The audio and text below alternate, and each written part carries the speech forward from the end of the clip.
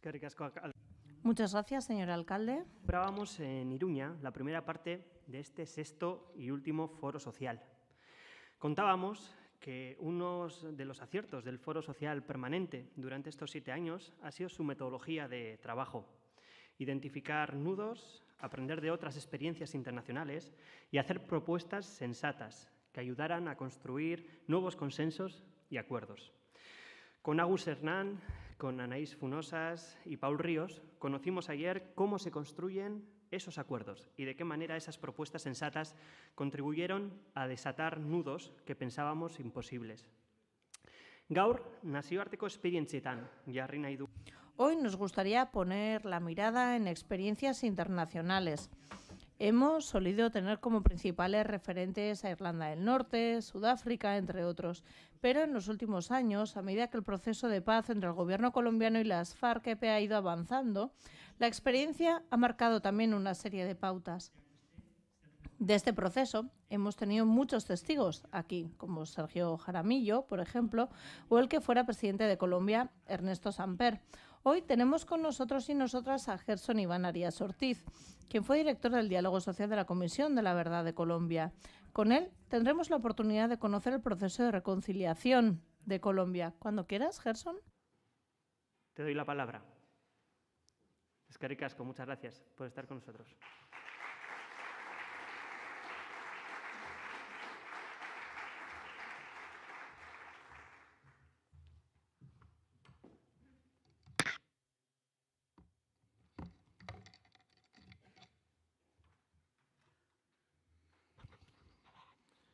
Muy buenos días, muchas gracias nuevamente por esta invitación y en el honor de estar aquí acompañándolos. Es todo un honor vivir y compartir esta experiencia con todas y todos ustedes. Gracias a los organizadores y a quienes pensaron en mí por invitarme y por permitirme estar en esta última versión del Foro Social Permanente.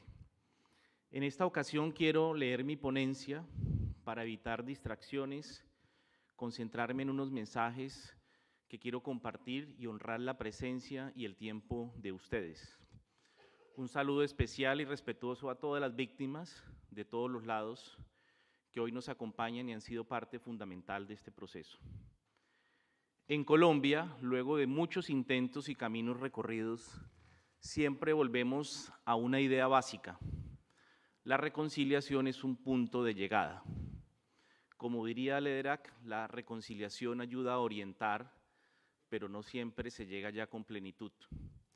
En una sociedad atravesada y marcada por la guerra, y en donde junto con la verdad, la confianza han sido las grandes víctimas, el horizonte de la reconciliación muchas veces se convierte en un imaginario que no parece convencer a muchos, o que por lo menos no se siente o no motiva al grueso de la sociedad. Y eso lo pueden palpar muchos o muchas de ustedes cuando vayan a Colombia. Estando en la Comisión de la Verdad, cuyo mandato iniciamos en noviembre de 2018 y finalizamos en agosto de 2022, una de las primeras tareas que nos propusimos fue entender una parte del espíritu de lo acordado en el acuerdo final de paz con la guerrilla de las FARC, que es el origen de esta comisión, que nos hablaba que el trabajo de la comisión debería, abro comillas, contribuir a crear condiciones estructurales para la convivencia entre los colombianos y las colombianas y asentar las bases de la no repetición, la reconciliación y la construcción de una paz estable y duradera, cierro comillas. En efecto, el nombre legal de la comisión era Comisión para el Esclarecimiento de la Verdad, la Convivencia y la No Repetición. Y muchos entendieron que ese horizonte de la reconciliación era una aspiración, pero deberíamos ser prudentes y preservar la noción de convivencia, porque además la palabra en cuestión, dentro de una comisión liderada por un padre jesuita, símbolo de la construcción de paz en Colombia, Francisco de Rú, podría tener una connotación religiosa, de la cual no muchos querían saber, y porque se veía como una meta a muy largo plazo. Al final, además de la noción de convivencia, la comisión adoptó el concepto de conmoción positiva para definir un camino intermedio y el tipo de efecto que queríamos generar en la sociedad y las instituciones con nuestro trabajo y el informe final. Recalco eso, nuestro trabajo y no solo el informe final. Generar una conmoción positiva que movilice a la sociedad colombiana hacia un imaginario de futuro compartido, enfocado en la reconciliación. Así lo enunciábamos. Menciono esto para reafirmar desde un principio que luego de tantos años de guerra, de al menos 10 acuerdos finales de paz, incluyendo un histórico como el de la guerrilla de las FARC firmado en 2016, de al menos 76.000 personas que han salido de manera individual o colectiva de los grupos armados en los últimos 22 años y de cerca de 9.5 millones de víctimas, en mi opinión, Colombia aún sigue debatiendo la idea misma de la reconciliación y su concreción en la realidad. Inclusive existen ejemplos en las últimas décadas de entidades creadas para impulsar esta idea. Algunos podrían afirmar que ese es un debate que de por sí es la impronta de una sociedad que se dice democrática, y sin duda tienen razón. Pero me afana, déjenme usar ese término, que en todo ese camino recorrido aún tengamos miradas en blanco y negro, poco matizadas o poco entendidas de lo que significa reconciliación, entendida al menos como punto de llegada. Luego de esta pequeña introducción quisiera orientar esta exposición en 4 elementos que espero sean útiles para la reflexión y que están basados en nuestra experiencia, en nuestro camino recorrido. Todos estos elementos tienen como contexto 3 hechos que marcaron la historia reciente, y recalco reciente, de mi país.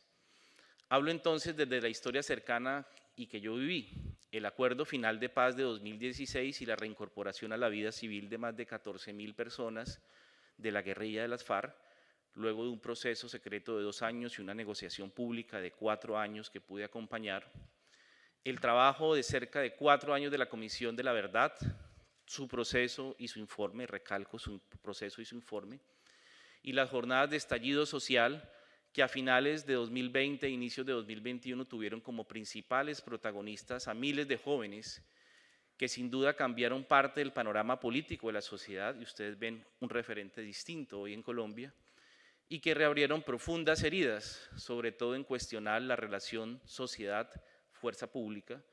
Al final quisiera dejar en punta algunas reflexiones desde mis vivencias. Primero, Acuerdo Final de Paz y Reconciliación. El acuerdo final con las FARC es sobre todo un acuerdo que apunta a la no repetición del conflicto armado y marca un afianzamiento de un largo proceso de construcción de paz. Es decir, ya había una experiencia previa. Como siempre, hay que decirlo, para ese momento político histórico fue el mejor acuerdo posible. Significó la salida de más de 9.000 armas de la guerra, el tránsito a la legalidad de más de 14.000 combatientes, no lo llamamos desmovilización, sino tránsito a la legalidad, y la puesta en marcha de unas medidas de transformación social en muchas regiones del país, o al menos su planeación a partir de consensos mínimos, porque hoy en día estamos en una situación crítica respecto a la implementación de ese acuerdo. En el acuerdo final de 310 páginas, la reconciliación es un concepto mencionado de manera transversal, como objetivo que respalda el desarrollo de diferentes componentes de lo acordado.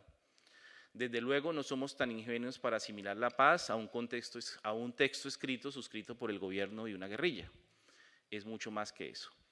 Solo recordemos que el proceso está basado desde el principio en la idea del fin del conflicto, como condición para construir una paz que no solo se construye entre el Estado, el gobierno y una guerrilla, sino con la sociedad. Revisemos muy rápidamente algunos ejemplos para que ustedes miren la transversalidad de esa reconciliación, de esa noción de reconciliación. La reconciliación se entiende como un propósito final del acuerdo de paz y su proceso de refrendación. Es un concepto parte de la visión de los programas de desarrollo con enfoque territorial, que pretendían cambiar las condiciones de vida de millones de colombianos que están en áreas rurales afectadas por el conflicto. Es mencionado en varias partes del acuerdo del punto 2, participación política, en tanto es un objetivo que justifica medidas como las garantías de seguridad para el ejercicio de la política. Se menciona también dentro de la visión del acuerdo sobre reincorporación y dentro del acuerdo sobre garantías de seguridad. Se menciona también como parte de uno de los objetivos del Programa Nacional Integral de Sustitución de Cultivos Ilícitos. Solo recordemos que a hoy El país tiene más de 200.000 hectáreas de coca y se supone en un posible informe que venga este año que esa cantidad va a aumentar. Se entiende como uno de los principios orientadores del acuerdo de víctimas, también la reconciliación. Está mencionado como uno de los objetivos del sistema integral de verdad, justicia, reparación y no repetición. Está mencionado como criterio orientador de la Comisión de la Verdad, como un componente de los planes de reparación colectiva y se plantea como una parte transversal del compromiso y el respeto y garantía por los derechos humanos. Es decir, la reconciliación es una aspiración, un objetivo y un punto de llegada del acuerdo final de paz. En otras palabras, es una posibilidad que requiere trabajar decididamente por el fin de la guerra o, como se afirmó en su momento, la decisión de no más política con armas y, desde luego, el cumplimiento de lo acordado. Hay que decir también lo obvio que muchas veces se olvida y en esto hay que tener mucha honestidad intelectual. La noción de reconciliación que aparece en este acuerdo tiene 3 rasgos relevantes. Primero, no se trata de una reconciliación solo entre exguerrilleros y el Estado. Segundo, no se trata de un elemento nuevo. Hay mucho ejercicio y lo pudimos constatar en la comisión. Tercero, es un reconocimiento al trabajo de cientos de organizaciones y miles de líderes y lideresas que dieron su vida para navegar hacia ese punto de llegada. Segundo, Comisión de la Verdad y Reconciliación.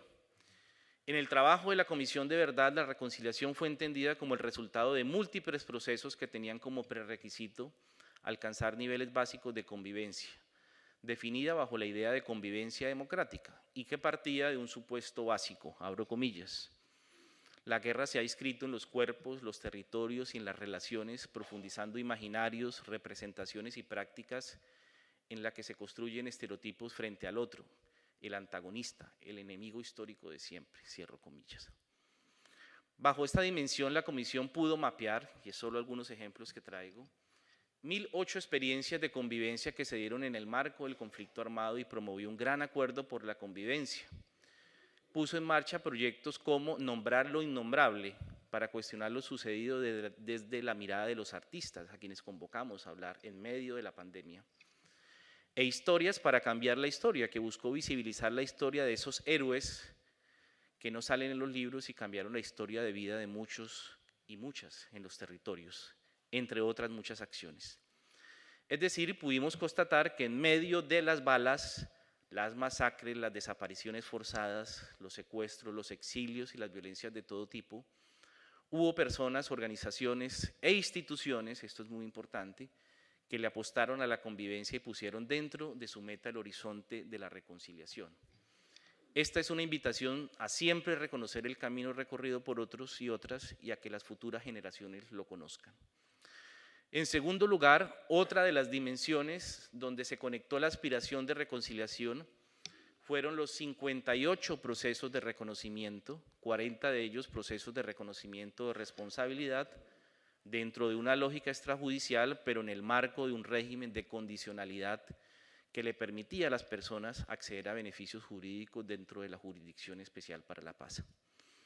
En ellos participaron 1.111 personas, 723 víctimas, 150 responsables, paramilitares, guerrilleros y agentes del Estado, y 238 personas que denominamos testigos morales, que ayudaron mucho a que esas conversaciones y esos diálogos se dieran.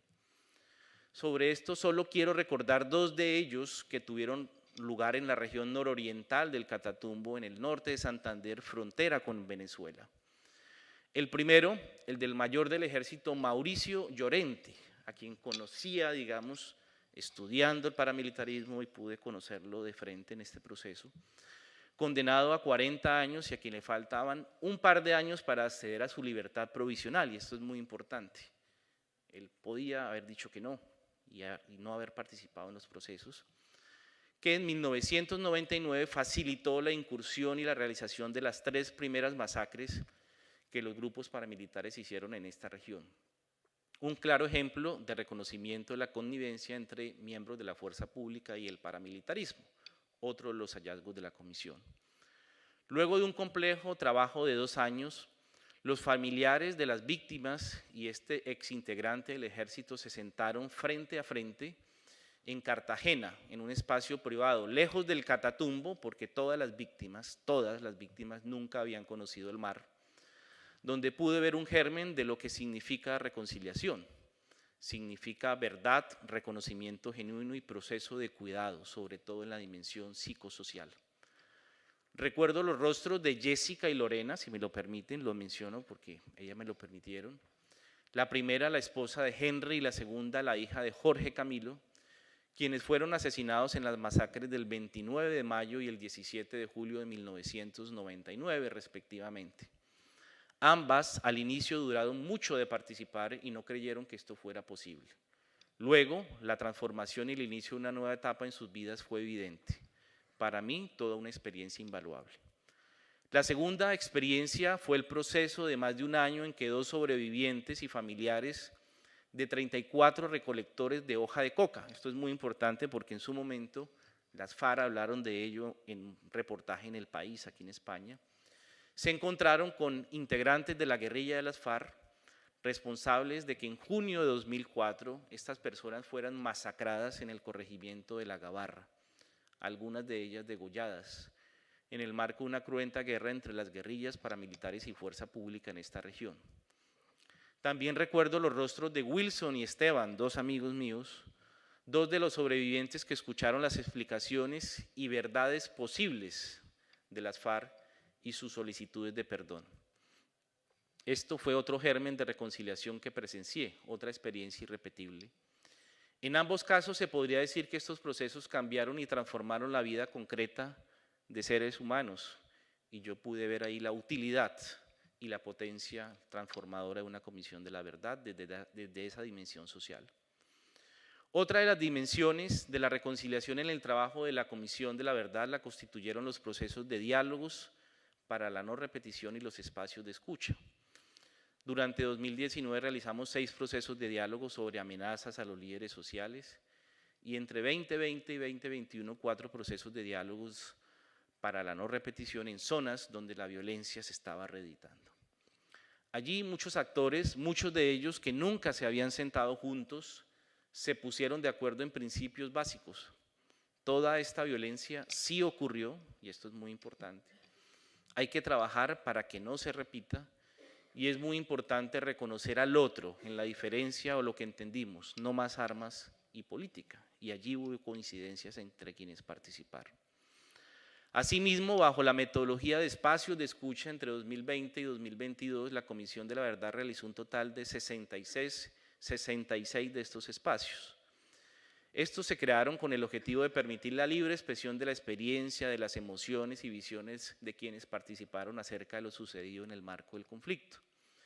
Con esta metodología, la Comisión profundizó su estrategia de participación, escuchando, entre otras, a las mujeres víctimas de violencia sexual y reproductiva, a la población LGBTIQ+, a los niños, niñas, adolescentes y personas mayores, a las personas con discapacidad, a los periodistas, a la Guardia Indígena, pueblos étnicos, fuerzas militares, Policía Nacional, a las víctimas integrantes de estas instituciones, a representantes de diferentes comunidades de fe, colombianos en el exilio y empresarios, representantes de partidos políticos afectados por delitos como el secuestro, entre otros actores.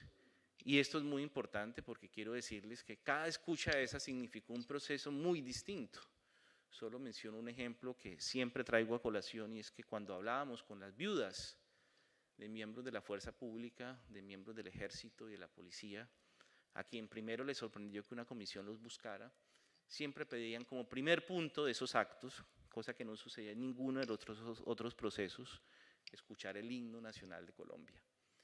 Y teníamos que hacerlo, porque cada proceso era especial. En este punto quiero recordar que en términos generales, simplemente para tener esa dimensión, el trabajo de participación de la comisión significó 15.000 entrevistas individuales y colectivas, tanto en territorio nacional como colombianos exiliados en 24 países. En esos 24 países recogimos 2.000 testimonios, lo que permitió escuchar directamente a cerca de 30.000 personas. Entre otras muchas acciones, creamos 28 casas de la verdad u oficinas de la comisión a lo largo del país. Todo esto fue, ante todo, una escucha para sanar, otro de los criterios para caminar hacia el punto de llegada de la reconciliación. Todos estos procesos fueron referentes dentro de un horizonte de reconciliación, sobre todo porque entendimos la Comisión de la Verdad, y esto fue asunto, digamos, de discusión interna, como un proceso social, no solamente como una entidad que iba a esclarecer la verdad, es decir, ante todo como un gran dispositivo de escucha y un instrumento de justicia transicional para, lo que ya sabemos, reducir el abanico posible de mentiras, el negacionismo, luego de largos periodos de silencios y violencias de todo tipo contra víctimas de todos los lados. En este sentido, entendimos que su tarea política fundamental giraba alrededor de dos ejes. Primero, construir un relato comprensivo e incluyente que permita contar y reconocer lo que ocurrió y a su vez compartir una, comillas, visión del por qué el legado de las violaciones pasadas debe afrontarse y no repetirse nunca más, un informe final. Y segundo, instalar un debate y una reflexión pública sobre la no repetición y la no continuidad del conflicto con la intención de generar una conmoción positiva en la sociedad de cara a la apropiación de su trabajo. En otras palabras, buscaba, citando otro texto, la posibilidad de que una masa crítica de personas reconsidere su pasado y reimagine su futuro, para pasar de un tiempo en el que la violencia y la victimización del otro es normal a un tiempo en el que la simpatía y la conciencia de los derechos sostienen las relaciones entre comunidades y entre ciudadanos y el Estado. Es decir, entendida como un proceso social, una comisión de la verdad es un germen para avanzar hacia la reconciliación. En últimas, la reconciliación fue, en el contexto de la Comisión de la Verdad, un punto de llegada de una posibilidad que pude ver, pero que requiere verdad, reconocimiento genuino, muchos espacios de diálogo y de escucha, alejarnos de relatos únicos, es decir, reconocimiento de todos y por todos y todas, y claro, mucho acompañamiento psicosocial. Tercero, estallido social y reconciliación, pasando un poco la página también de la comisión. Desde finales de 2020 y durante el primer semestre de 2021, el país vivió una de las más impresionantes movilizaciones sociales protagonizadas sobre todo por jóvenes, de la cual no se tenía recuerdo en al menos 40 años. Tuvo como detonante, no como única causa, un conjunto de decisiones del gobierno Duque y en particular el rechazo a los proyectos de reforma tributaria, de salud, en el régimen laboral y pensional. Las protestas se recrudecieron por la falta de escucha del gobierno y el uso, muchas veces indiscriminado, de la fuerza por parte de integrantes de la Policía Nacional en las manifestaciones, en donde según Naciones Unidas al menos 46 personas murieron, 44 civiles y 2 policías. Como sucede en este tipo de situaciones que nos revuelven la cabeza y el corazón, pues esto es un primer estimado de lo que allí ocurrió, quizás después sabremos unas cifras más consolidadas. Un epicentro de estas movilizaciones fue la ciudad de Cali, en la región pacífica colombiana.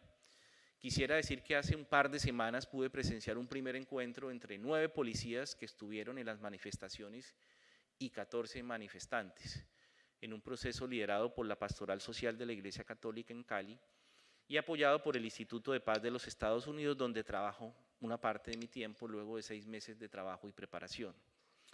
Las heridas estaban vivas y a pesar del corto tiempo encontré allí varias expresiones que apuntan al inicio de un posible camino de reconciliación. Verdad, honestidad, escucha, cuidado del otro, priorizar la escucha del otro, respetar el dolor, hablar sin juzgar y sin que lo juzguen, confianza, respeto, disposición. Estas fueron algunas palabras y frases que dijeron los protagonistas, manifestantes y policías en este encuentro.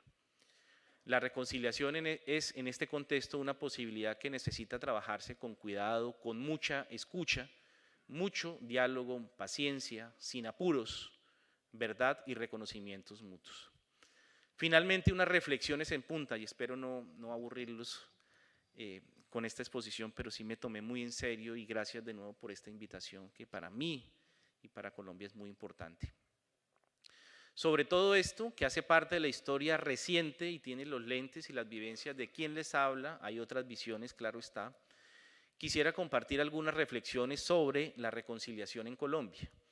Consideraciones que tendrán varias coincidencias con los que ustedes han recorrido y que yo particularmente reconozco y valoro mucho. No sobra decirlo, pero luego de una guerra tan dolorosa, desgarradora y marcada por un cúmulo de millones de vidas despedazadas, así lo enunciamos en la comisión, y por una parte de la sociedad que miró hacia otro lado, pensemos nomás en el exterminio de todo un partido político como la Unión Patriótica, el reclutamiento de al menos 16.000 niños y niñas, la desaparición forzada de más de 121.000 personas, muchos sectores de la sociedad no miraron y miraron hacia otro lado. Es importante que una parte del horizonte de la reconciliación pase por un reconocimiento, no negar lo ocurrido. No estoy hablando solo de una categoría de reconocimiento o responsabilidad, sino que nunca más enunciemos que eso lo pongamos en duda o lo pongamos en duda sobre lo que ocurrió. El esclarecimiento de la verdad y la posibilidad de atender de manera integral ese trauma que llevamos dentro. O dicho en otras palabras, ese horizonte de reconciliación debe ser entre las víctimas de todos los lados, los responsables de todos los lados, y entre el Estado y la sociedad, es decir, tiene distintos niveles, comprensiones, dolores, sentires y disposiciones. Y claro, la comprensión se hace entre distintos, y eso lo entendimos muy bien en este proceso de la comisión.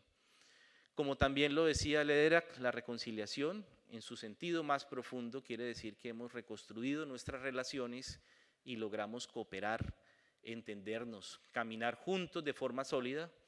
Falta ese horizonte que nos diga que es posible caminar juntos, aunque no siempre logremos lo que querríamos, citando a Lederach. En segundo lugar, hemos comprendido o hemos aprendido que el camino hacia la reconciliación inicia con reconocer al otro u otra, dialogar, convivir. A Colombia le faltan muchos diálogos, y recalco diálogos, no eventos, espacios, seminarios, diálogos, para que comprendamos la importancia de ese punto de llegada. Esos diálogos necesitan lógica de proceso, disposición, preparación e interlocutores comprensivos. Esto lo hemos aprendido y es muy importante, y creo que ustedes también lo reconocen.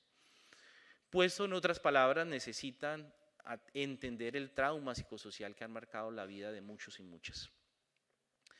En tercer lugar, hemos aprendido que el camino hacia la reconciliación requiere unas condiciones necesarias pero no suficientes: parar la violencia o no justificarla, no combinar armas y política, y humildad para reconocer al otro. Esto último se traduce, como escuché en el reciente diálogo entre manifestantes y policías, que esto pasa porque el otro, comillas, citando a una de estas manifestantes víctimas, acepte quiénes somos, en qué creemos y en qué pensamos, o tener una comprensión más amplia, para no llamarla conjunta, de lo que pasó a quienes tenemos al frente. Eso mencionaban en ese espacio. Para recorrer el camino de la reconciliación se necesita también la presencia de liderazgos, y esto es muy importante y quisiera llamar la atención en esto, que concentren sus esfuerzos en convocar espacios de diálogo, persistir en la noción de inclusión, y que puedan focalizar sus sentires, ideas y capacidades en los efectos o posibilidades de transformación más que en las causas de lo que pasó, para avanzar hacia la reconciliación. Particularmente en la comisión trabajé bajo la premisa, que ayer también escuché en Pamplona, que sería muy difícil ponernos de acuerdo en por qué pasaron ciertas cosas, y que sería menos complejo y más útil coincidir en un compromiso por la no repetición y la posibilidad de pensarnos un futuro diferente, donde no se justifique el uso de la violencia, sin estigmatizaciones, sin persecuciones por pensar distinto, un espacio donde se logre convivir. Hay que convencernos, seré políticamente incorrecto en esta reflexión, que el horizonte de la reconciliación necesita más ciudadanos y ciudadanas que víctimas. No estoy señalando que debemos borrar esta categoría. Estoy diciendo que para la experiencia colombiana, la noción de víctimas puede, y recalco puede, estar cargada de una connotación jurídica que no permite que ocurra lo básico, que se dialogue, que no permita tener una comprensión más allá del horizonte del mundo de derechos humanos, un área de trabajo imprescindible para cualquier democracia, claro está, y que por tanto puede resultar frustrante y causar una sensación de inmovilización y de no transformación. Puesto en otras palabras muy abusivas de mi parte, los movimientos sociales y políticos de todos los extremos ideológicos deben transformar ciertas actitudes anquilosadas e inflexibles para que la reconciliación sea una oportunidad y se le dé la importancia que amerita en sus agendas de trabajo y deje de estar en un lugar secundario. Hemos entendido que la dimensión psicosocial es ineludible para transitar los caminos de la reconciliación, y ustedes me han escuchado mencionar esta palabra a lo largo de esta ponencia. Y eso implica no acelerar ni sobresimplificar los espacios y acciones que se diseñen para ir hacia ese punto de llegada. Y para eso, en la experiencia colombiana, hemos encontrado que el arte y la cultura son herramientas con una potencia infinita, y sobre todo la participación en esos procesos de las mujeres y los jóvenes. Hemos entendido que las grandes enunciaciones de la reconciliación a partir de las políticas públicas son insuficientes para hacer de la reconciliación una posibilidad. Las transformaciones micro y la búsqueda de pequeños puentes con los distintos quizás sea el camino más largo pero más sostenible para avanzar hacia la reconciliación. En este último sentido, las experiencias de reconciliación tienen un efecto demostrativo importante y su componente simbólico tiene el potencial de amplificar su escala. Sin embargo, pareciera que el carril de la reconciliación nacional no es el mismo que el de la reconciliación en lo micro. Las transformaciones en lo micro pueden ser acumulativas, pero no necesariamente suman a eso que llamamos reconciliación nacional. Venimos también siguiendo a Uprimi, un gran analista social colombiano, de un camino de usos y abusos de la noción de reconciliación, que ha variado desde posturas maximalistas y fundamentalistas, como las usadas en el proceso con los grupos paramilitares entre 2003 y 2006, que ha implicado ser catalogado a algunos como saboteadores de la paz, por no aceptar sin reflexión previa la imposición de la reconciliación, hasta otras miradas, si se quiere, más democráticas y conectadas con los derechos de las víctimas, que garantiza el derecho a no disentir y la posibilidad a no perdonar. Sobre este punto, ya voy finalizando, hoy el gran reto como sociedad colombiana es garantizar el libre ejercicio del primer gobierno de izquierda en el país, pero preservando esa noción democrática de reconciliación, en donde la posibilidad de disentir o ser escépticos de lo que hoy llamamos paz total, no solo presente en el espectro de la derecha política, debe ser defendida por la democracia, y en donde hoy las oportunidades de reconciliación pasan por verdad, justicia, reparación y no repetición, sea quien sea el que esté en el gobierno y sus políticas. Eso es un mensaje que tienen muy claro las víctimas de todos los lados. La reconciliación, por tanto, necesita combinar su incorporación dentro de la política pública como una apropiación permanente, con una apropiación permanente y autónoma desde la sociedad. Esto último es quizás el objetivo fundamental. Dos ejemplos: en el acuerdo final se previó un pacto político nacional. Eso se hizo realidad a través de un decreto formalizado el año pasado. También el año pasado, en su informe final, la Comisión de la Verdad propuso dentro de sus recomendaciones la creación de un Ministerio para la Paz y la Reconciliación. Sin embargo, los procesos locales y territoriales que apuntan a la reconciliación siguen su camino que lleva en muchos casos varios años de trabajo. La reconciliación, para finalizar, es un punto de llegada que necesita corazón, método, preparación, no es solo un tema de voluntad o decisión, pero sobre todo cierto nivel de consenso para no justificar a quienes buscan defender las ideas políticas a través de la fuerza o de las armas. Parte de un acuerdo fundamental como sociedad sobre la intolerancia, la repetición y usos de las violencias. Hoy, parte del reto que tenemos y que hemos tenido siempre es cómo impulsar una agenda de reconciliación cuando la violencia sigue vigente en los territorios y en los imaginarios. Solo para mencionar un dato, hoy por lo menos hay 8.000 personas armadas que están en grupos organizados, sin contar estructuras de crimen organizado. Finalizo con estas preguntas. ¿Es la reconciliación un proceso acumulativo? ¿Depende de hitos concretos como procesos de paz? ¿Qué garantiza su sostenibilidad? ¿Es realmente útil y eficaz convertirla en una política pública? Aún continuamos construyendo respuestas para esas preguntas, y hoy me voy convencido de que ustedes tienen varias respuestas. Así que toda mi admiración por el camino que ustedes han recorrido y que para Colombia ha sido un ejemplo. Nunca lo olviden. Muchas gracias por la atención.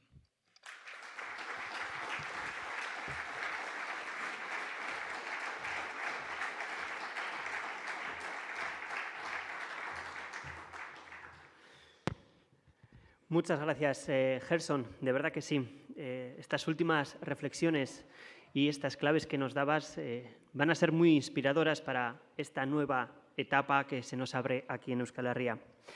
Ayer en Iruña recordábamos que el Foro Social Permanente se dio a conocer en sociedad en octubre del 2016, tras un proceso de reflexión que inició después del tercer Foro Social sobre el desarme.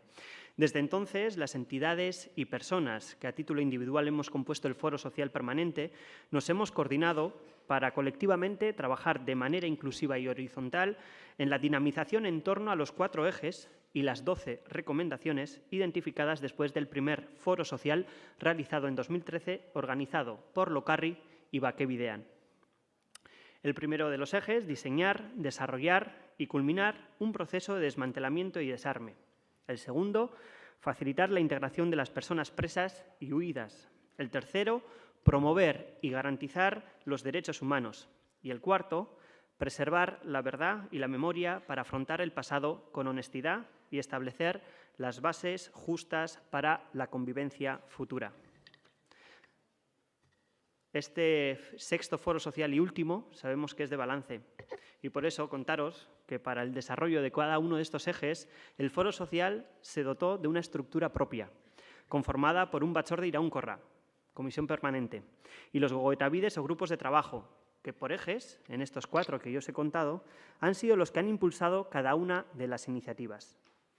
En el eje desarme y disolución nos ha parecido más importante dar la palabra a Txetx Etxeberri, que como artesano de la paz ha sido un actor clave en todo ese proceso. Recientemente le han notificado que 7 años después deberá comparecer ante un juez por hacer lo que los estados eran incapaces de hacer. Por eso os quiero pedir un aplauso para él.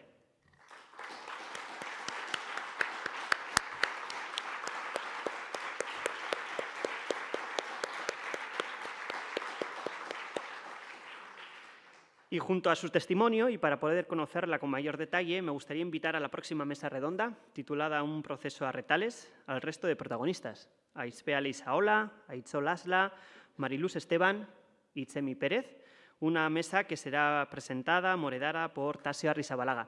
Ongi etorriak, eta nahi duzuenean.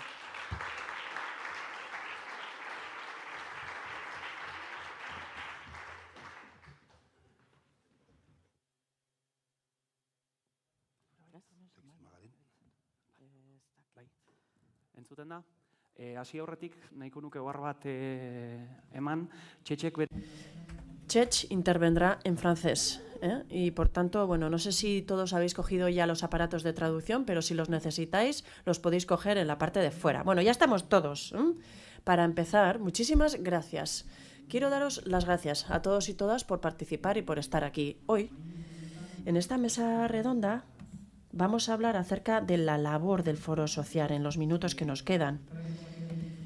El proceso de construcción de paz en Euskal Herria se ha visto enriquecida por la aportación de muchas personas del Foro Social y su comisión permanente, y también por parte de la sociedad civil.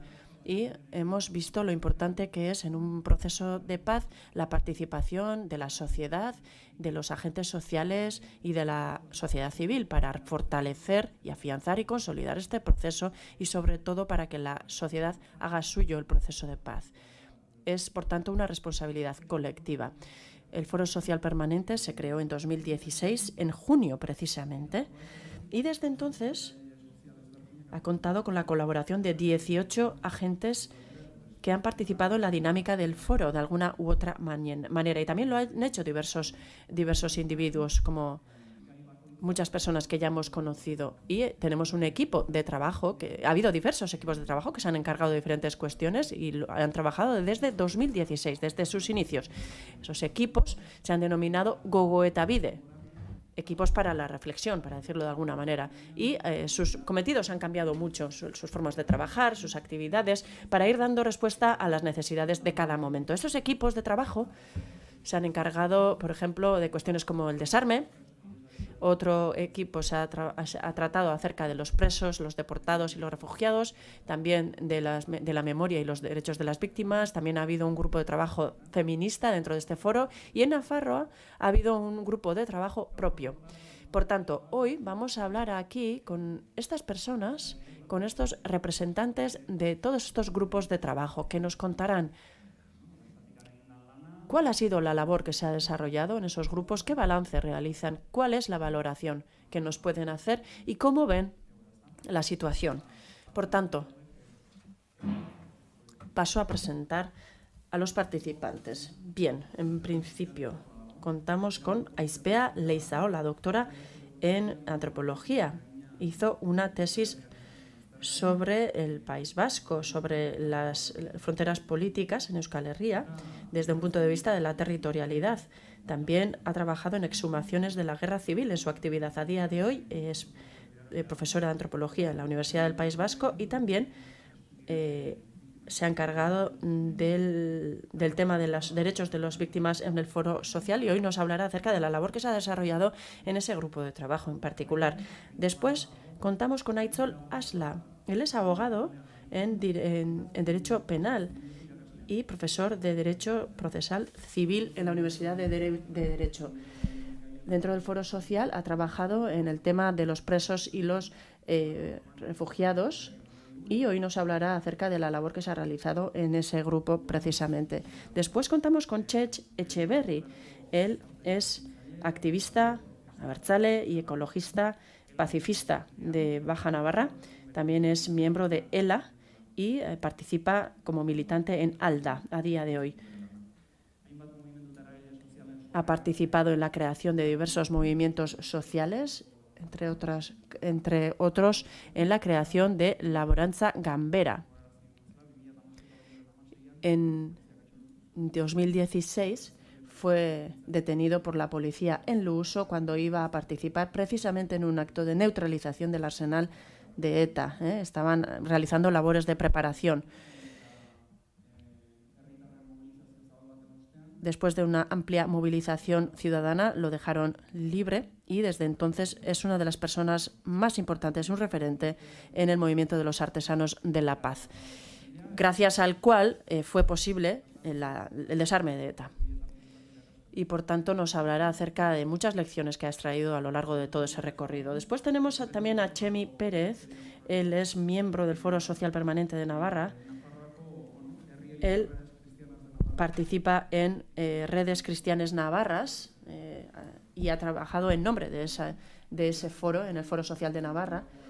Durante más de un año ha desarrollado una labor de testigo de las vivencias y diálogo de las vivencias, es el nombre de la iniciativa que ha puesto en marcha. Nos hablará de esta experiencia. Después contamos con Mariluz Esteban, doctora en antropología social y también ella es experta en antropología médica, antropología de los cuerpos. Es activista feminista y a día de hoy profesora de antropología social en la Universidad del País Vasco. También miembro del equipo de trabajo feminista del Foro Social y nos hablará acerca de la justicia feminista, de las reflexiones que se han realizado en ese equipo de trabajo a lo largo de todo este tiempo. Y por tanto voy a ir dando la palabra a todas estas personas por turnos y os pediré que nos contéis la vivencia y la participación que habéis tenido en este Foro Social Permanente, el recorrido realizado, las tareas, las actividades, los frutos que habéis recolectado y cuáles han sido los logros principales. Por tanto, Aispea, puedes empezar tú misma. Muchísimas gracias, Tasio. ¿Se me escucha bien? Bueno, estos últimos días se está escuchando muchas veces que el Foro Social ha sido capaz de generar una cultura de trabajo particular y lo escuchábamos también ayer, cuando nos reunimos en Iruña. Y Tasio, en la presentación que ha realizado, precisamente lo dejaba ver. Yo quiero recordarlo. Gogoeta Bidea es una iniciativa de víctimas de escucha y quiero recordar cómo se generó. Hay 3 palabras claves en esta iniciativa, en Gogoeta Bidea y su concepto, y ya que Gogoeta Bidea surgió como consecuencia de una labor en parte terminológica, ¿no? Por la necesidad de generar nuevas palabras, nuevos términos. En este grupo de trabajo denominado Gogoeta Bidea tuvimos 2 ejes para el trabajo, memoria y víctimas. Y yo voy a hablar acerca de las víctimas. En 2016, el Foro Social se convirtió en un organismo permanente. Desde entonces nos hemos reunido al menos una vez al mes. Hemos trabajado permanentemente con unas agendas establecidas y bien marcadas y hemos contado con un equipo realmente diverso. Hemos contado con agentes, con individuos que venían del mundo, por ejemplo, del activismo de género, ¿no? Desde que contamos con el Foro Social Permanente nos ha parecido fundamental trabajar, porque así estaba recogido en las recomendaciones, hacer que las víctimas contaran con un espacio propio a la hora de construir un proceso de paz propio. Son personas que han sufrido las consecuencias del ciclo violento y, por tanto, son elementos centrales. A día de hoy continúan siéndolo. Cuando hablamos de víctimas, tenemos que tener muy presente que se trata de personas muy diversas, personas con diferentes identidades, personalidades, circunstancias. Cuando hablo de circunstancias estoy hablando del tipo de violencia que han sufrido, de si han tenido algún reconocimiento o no, reconocimiento social, reconocimiento institucional, personas de diferentes generaciones, hombres, mujeres y también personas que no se identifican en esas categorías y también personas en definitiva con muy diversas vivencias. Y por tanto, dentro de la sociedad entran dentro de la categoría de víctimas todas estas personas, todos estos individuos, pero son personas, como digo, muy diversas. Es innegable. Cuando empezamos a trabajar, partimos de una constatación y era que teníamos que tener a todas estas personas en consideración, que teníamos que ver a todas estas personas. En 2016, no quizá a nivel social, pero a nivel institucional esto no era real. Había una división muy evidente a la hora de ofrecer tratamiento, planteamientos muy diversos a unos y otros desde un punto de vista legal, para empezar. Por ejemplo, el reconocimiento, la acogida social era muy diversa, muy diferente, dependiendo de dónde había provenido la violencia que habían sufrido estas personas. Y estaba muy identificado, también muy claramente dividido, lo que era una víctima, dependiendo de qué tipo de violencia había sufrido. Por tanto, y se hablaba en aquel momento de las vulneraciones de derechos humanos y el Foro Social tomó en consideración el criterio de la vulneración de estos derechos humanos, pero vimos la necesidad de ir mucho más allá, porque todas aquellas personas compartían un dolor y un sufrimiento. Todas aquellas personas, desde el punto de vista del Foro Social, tenían derecho a la verdad, la justicia y la reparación. Y, por tanto, nos pusimos en marcha con ese trabajo.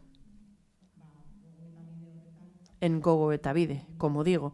Y empezamos a trabajar con AINCO desde entonces. En el foro ha habido otra serie de grupos de trabajo y como para ellos, para nosotros fue fundamental la terminología estándar, la terminología internacional y socializar esa terminología y tratar de esa manera de construir un suelo común.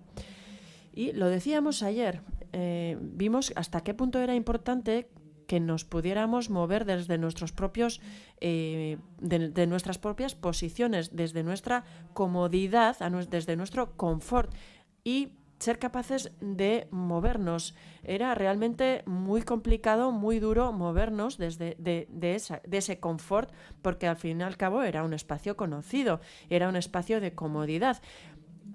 Y la necesidad de salir de ese espacio realmente era complicado. Y esto exigía una apertura importante, establecía una necesidad de apertura muy importante, una necesidad de escucha mutua y también una necesidad de trabajar en conjunto, en colaboración. Ya quedó.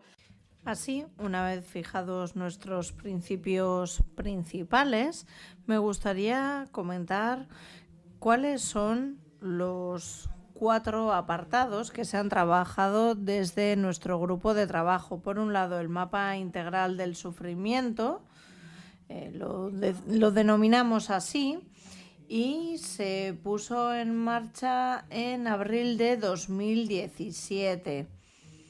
En aquel momento ya habíamos organizado algunos actos, por ejemplo, coincidiendo con el aniversario del bombardeo de Guernica, aprovechando esta agenda existente previamente. Y así, por primera vez, yo creo que por primera vez, invitamos públicamente a que comparecieran esas personas que habían participado en lo que se conocían hasta entonces como los foros locales. Les invitamos a que compartieran su experiencia. Ahora, echando la vista atrás, parece que es una cuestión sencilla, algo fácil de hacer, pero no lo fue. Entendíamos que era, sin embargo, algo necesario, porque así también nos ponía en relación con todo el trabajo que ya se había realizado previamente por parte de otros organismos, de otras instituciones, que pueden ser como, por ejemplo, los foros locales. Y porque además entendíamos que ya contaban con todas esas personas con posibilidad, con voluntad de participar, con lo que se suele denominar la gente de la ciudadanía de corriente, digamos, ¿no? De pie de calle. Cualquier persona podía participar. Así pues, pusimos en marcha una serie de actividades dentro de este aniversario, coincidiendo con este aniversario, y se encargaban de participar, y desde nuestro grupo de trabajo lo que se hacía era un poco coordinar, hacer ese trabajo ni siquiera de gestión, un poco de coordinar la participación de estas personas que hablaban de su experiencia. Y lo cierto es que fue un momento muy interesante porque estas personas ya tenían de determinada manera formada una zona de confort dentro de los foros, y lo que supuso fue una ruptura con estas zonas de confort para generar una nueva zona de confort que fuera más amplia. Y también hubo muchísimas personas que hasta entonces actuaban de una forma más discreta, trabajaban quizás en foros en los que no se daba cuenta de lo que se estaba haciendo, pasaban a un espacio en el que ya tenía dimensión pública su trabajo, su aportación. Así, llevamos a cabo esta cartografía integral del sufrimiento, y para ello trabajamos de una forma bastante experimental, fruto de un diseño colectivo. Le dedicamos muchas horas a la reflexión dentro del grupo de trabajo, perfilando, decidiendo cómo lo íbamos a hacer, viendo cómo podíamos ir soltando esos nudos para que la gente se sintiera cómoda. Fue un gran ejercicio de empatía, y hasta aquel momento teníamos identificados unas tipologías de dolor, de sufrimiento fruto de la violencia, y entendíamos que en este momento de elaborar esta cartografía teníamos que ir más allá. Había sufrimiento, vulneraciones de derechos humanos que eran muy patentes, muy evidentes, pero había muchos otros que estaban silenciados en la sociedad, que afectaban a muchísimas más personas, y entendíamos que teníamos que visibilizarlas. No voy a explicar la metodología, pero lo que hicimos de una forma muy sencilla fue aleatoriamente distribuirnos en grupos. No sabíamos quiénes iban a estar en cada uno de los grupos. Sí que sabíamos qué personas habían inscrito, pero era lo único que sabíamos. Sabíamos, de hecho, el propio día si efectivamente asistían las personas que habían dicho que iban a asistir. A mí me tocó dinamizar uno de los grupos, y hubo una persona que dijo que era miembro de ETA, y a su lado había otra persona que decía que era un mando intermedio de la Ertzaintza, es decir, que no era un Ertzaintza raso. El resto, bueno, pues cada uno contó un poco de dónde venía, y sí que recuerdo que en aquel grupo se dio un diálogo sano, un ejercicio de escucha mutua.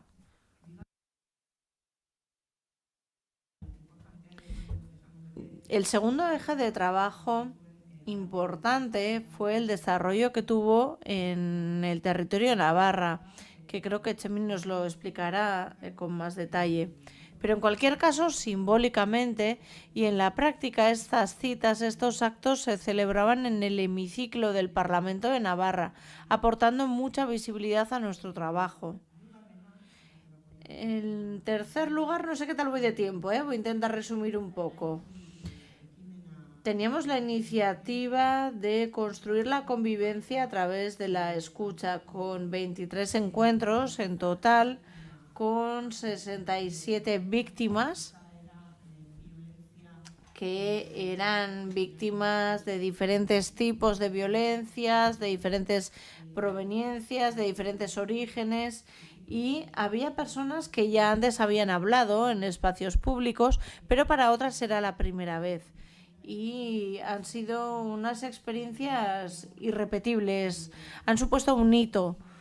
Y siendo miembro del foro, la verdad es que creo que nunca me cansaré de agradecer a cada una de estas personas, a cada una de estas 67 personas, su ejercicio y ese ejercicio por la repercusión que tiene a nivel colectivo, por esa valentía de salir de su zona de confort y hacer un ejercicio, sentarse frente a esa otra persona que hasta hace poco seguramente había sido enemiga o persona con la que se hubiera cruzado de acera si se lo hubiera encontrado por la calle. Ese ejercicio de sentarse, hablar, escucharse mutuamente por el bien colectivo es algo que nunca me cansaré de agradecer. Estos encuentros se han hecho no solamente aquí en Euskal Herria, también en Barcelona, en Madrid, y el foro, desde que adquirió el carácter de permanente, ha ido tomando más proyección, ocupando más espacios, no solamente en la sociedad vasca, sino también a nivel estatal y, como ha mencionado Gerson, también a nivel internacional. Y, en último lugar, me gustaría mencionar la última iniciativa que se llamaba Ustekabean Topo, o Nos encontramos sin esperarlo, por sorpresa. Y es algo que pusimos en marcha fruto de haber escuchado diferentes experiencias internacionales. Somos conscientes de que nosotros tenemos nuestro recorrido, nuestra experiencia, pero que hay muchos otros lugares en los que ya tienen un recorrido en ocasiones mucho más dilatado que el nuestro y que merece la pena escuchar y aprender.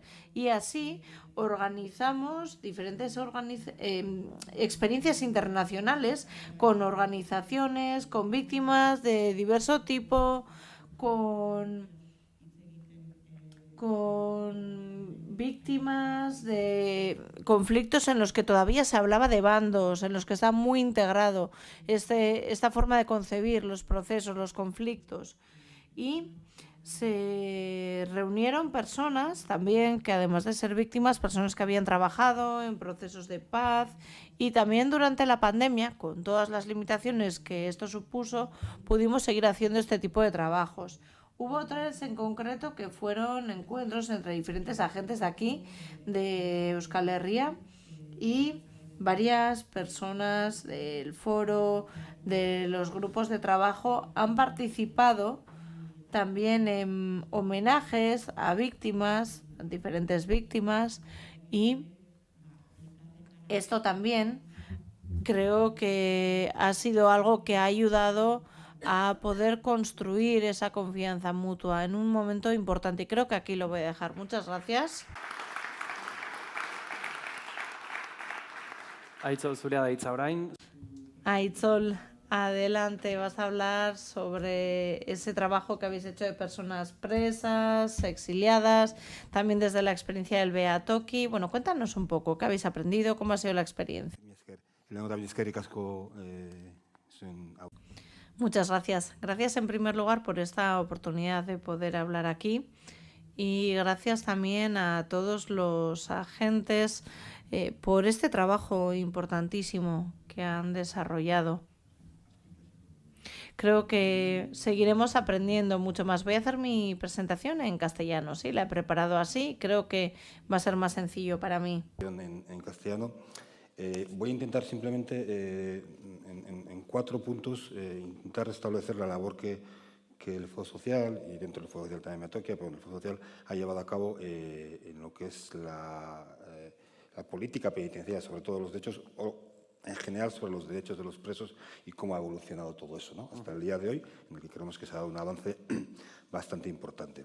Si hacemos una pequeña cronología, primero, por empezar, de los datos objetivos de cómo estaba la situación, que creo que es importante, ¿no?, para situarnos, fue en el 2014, que ya hace tiempo que el EPPK inició un debate interno después de plantear su disposición a abordar las vías de reintegración dentro de la legislación penitenciaria ordinaria. Eso es algo fundamental y que repetiré más de una ocasión, ¿no? Que siempre abogamos, que sea la legislación penitenciaria ordinaria la que se aplique, por supuesto. Esa fue una declaración pública en un momento en el que había 482 presos.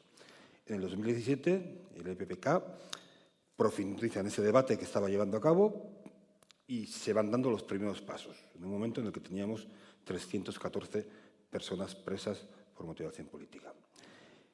En el 2018 se da un hito, que es que, bueno, el recién estrenado presidente del Partido Socialista, Pedro Sánchez, anuncia, ¿no?, esa intención de modificar o avanzar en esa política penitenciaria que ponía bastantes trabas al avance de los grados y de los permisos de los presos, más allá del acercamiento, por supuesto, y en ese momento había 299 presos, y 249 de esos 299 estaban alejados de la Comunidad Autónoma Vasca y de Navarra.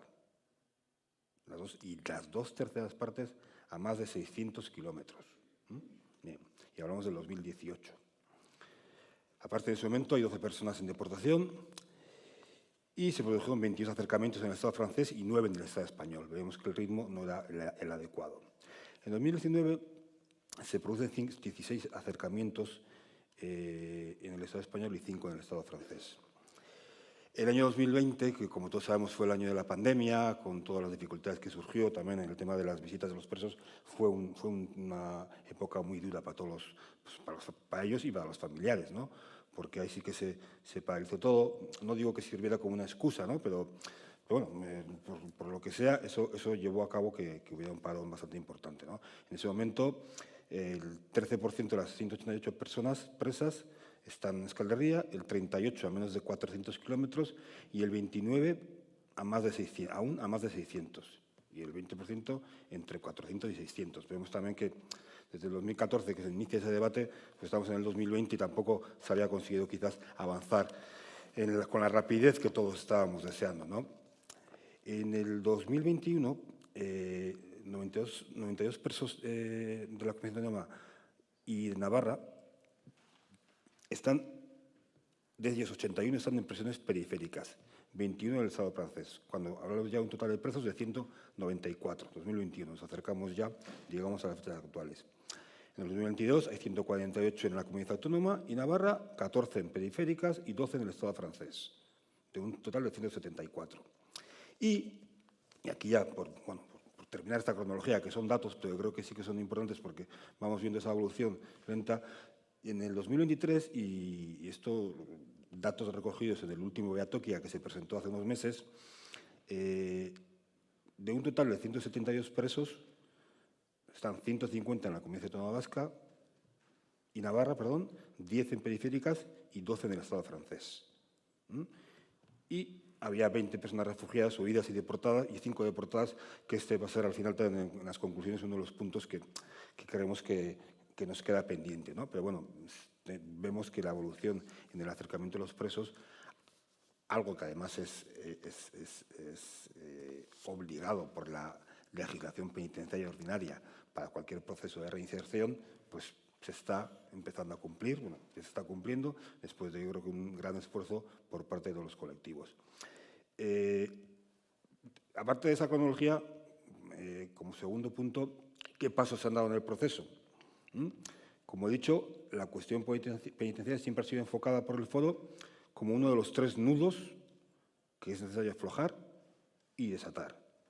Uno, el reconocimiento de las víctimas de todas las violencias, la aplicación, y decía que lo iba a repetir, de la legislación penitenciaria ordinaria a las personas presas por esas causas y, como tercer pilar, trabajar por una memoria crítica inclusiva que contribuya a la no repetición, cosa de la que hablaba antes también el compañero colombiano, ¿no? Es en 2017 donde se realiza la primera parte del cuarto foro social que se dedica a esta cuestión, a la cuestión penitenciaria, que es en la que bueno, pues yo me centraré un poco más, ¿no? Tanto de la situación penitenciaria como de las personas deportadas, refugiadas y huidas también, ¿no? La segunda parte, que fue en el 2018, presenta unas conclusiones para facilitar la reintegración de esas personas, huidas y refugiadas por motivos políticos.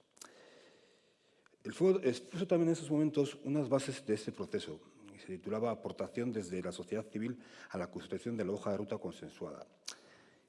Con el mismo objetivo, ya siento remitirme, pero es que es algo que yo, es un mantra que siempre digo cada vez que me lo preguntan, la aplicación de la legislación y reglamento penitenciarios ordinarios.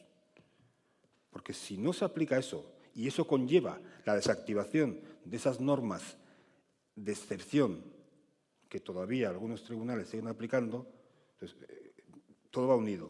O sea, esa aplicación ordinaria tiene que conllevar la no aplicación de esa normativa de excepción que está totalmente fuera de lugar.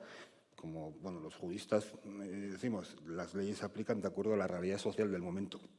Y eso es un principio fundamental que bueno, se está cumpliendo en parte. En ese momento también se incluía el tema de las transferencias de las competencias a la comunidad autónoma, cosa que, como todos sabemos, pues se ha cumplido ya hace unos años y creemos que también se entendía en ese momento que era un avance y entendemos que se está convirtiendo en un avance.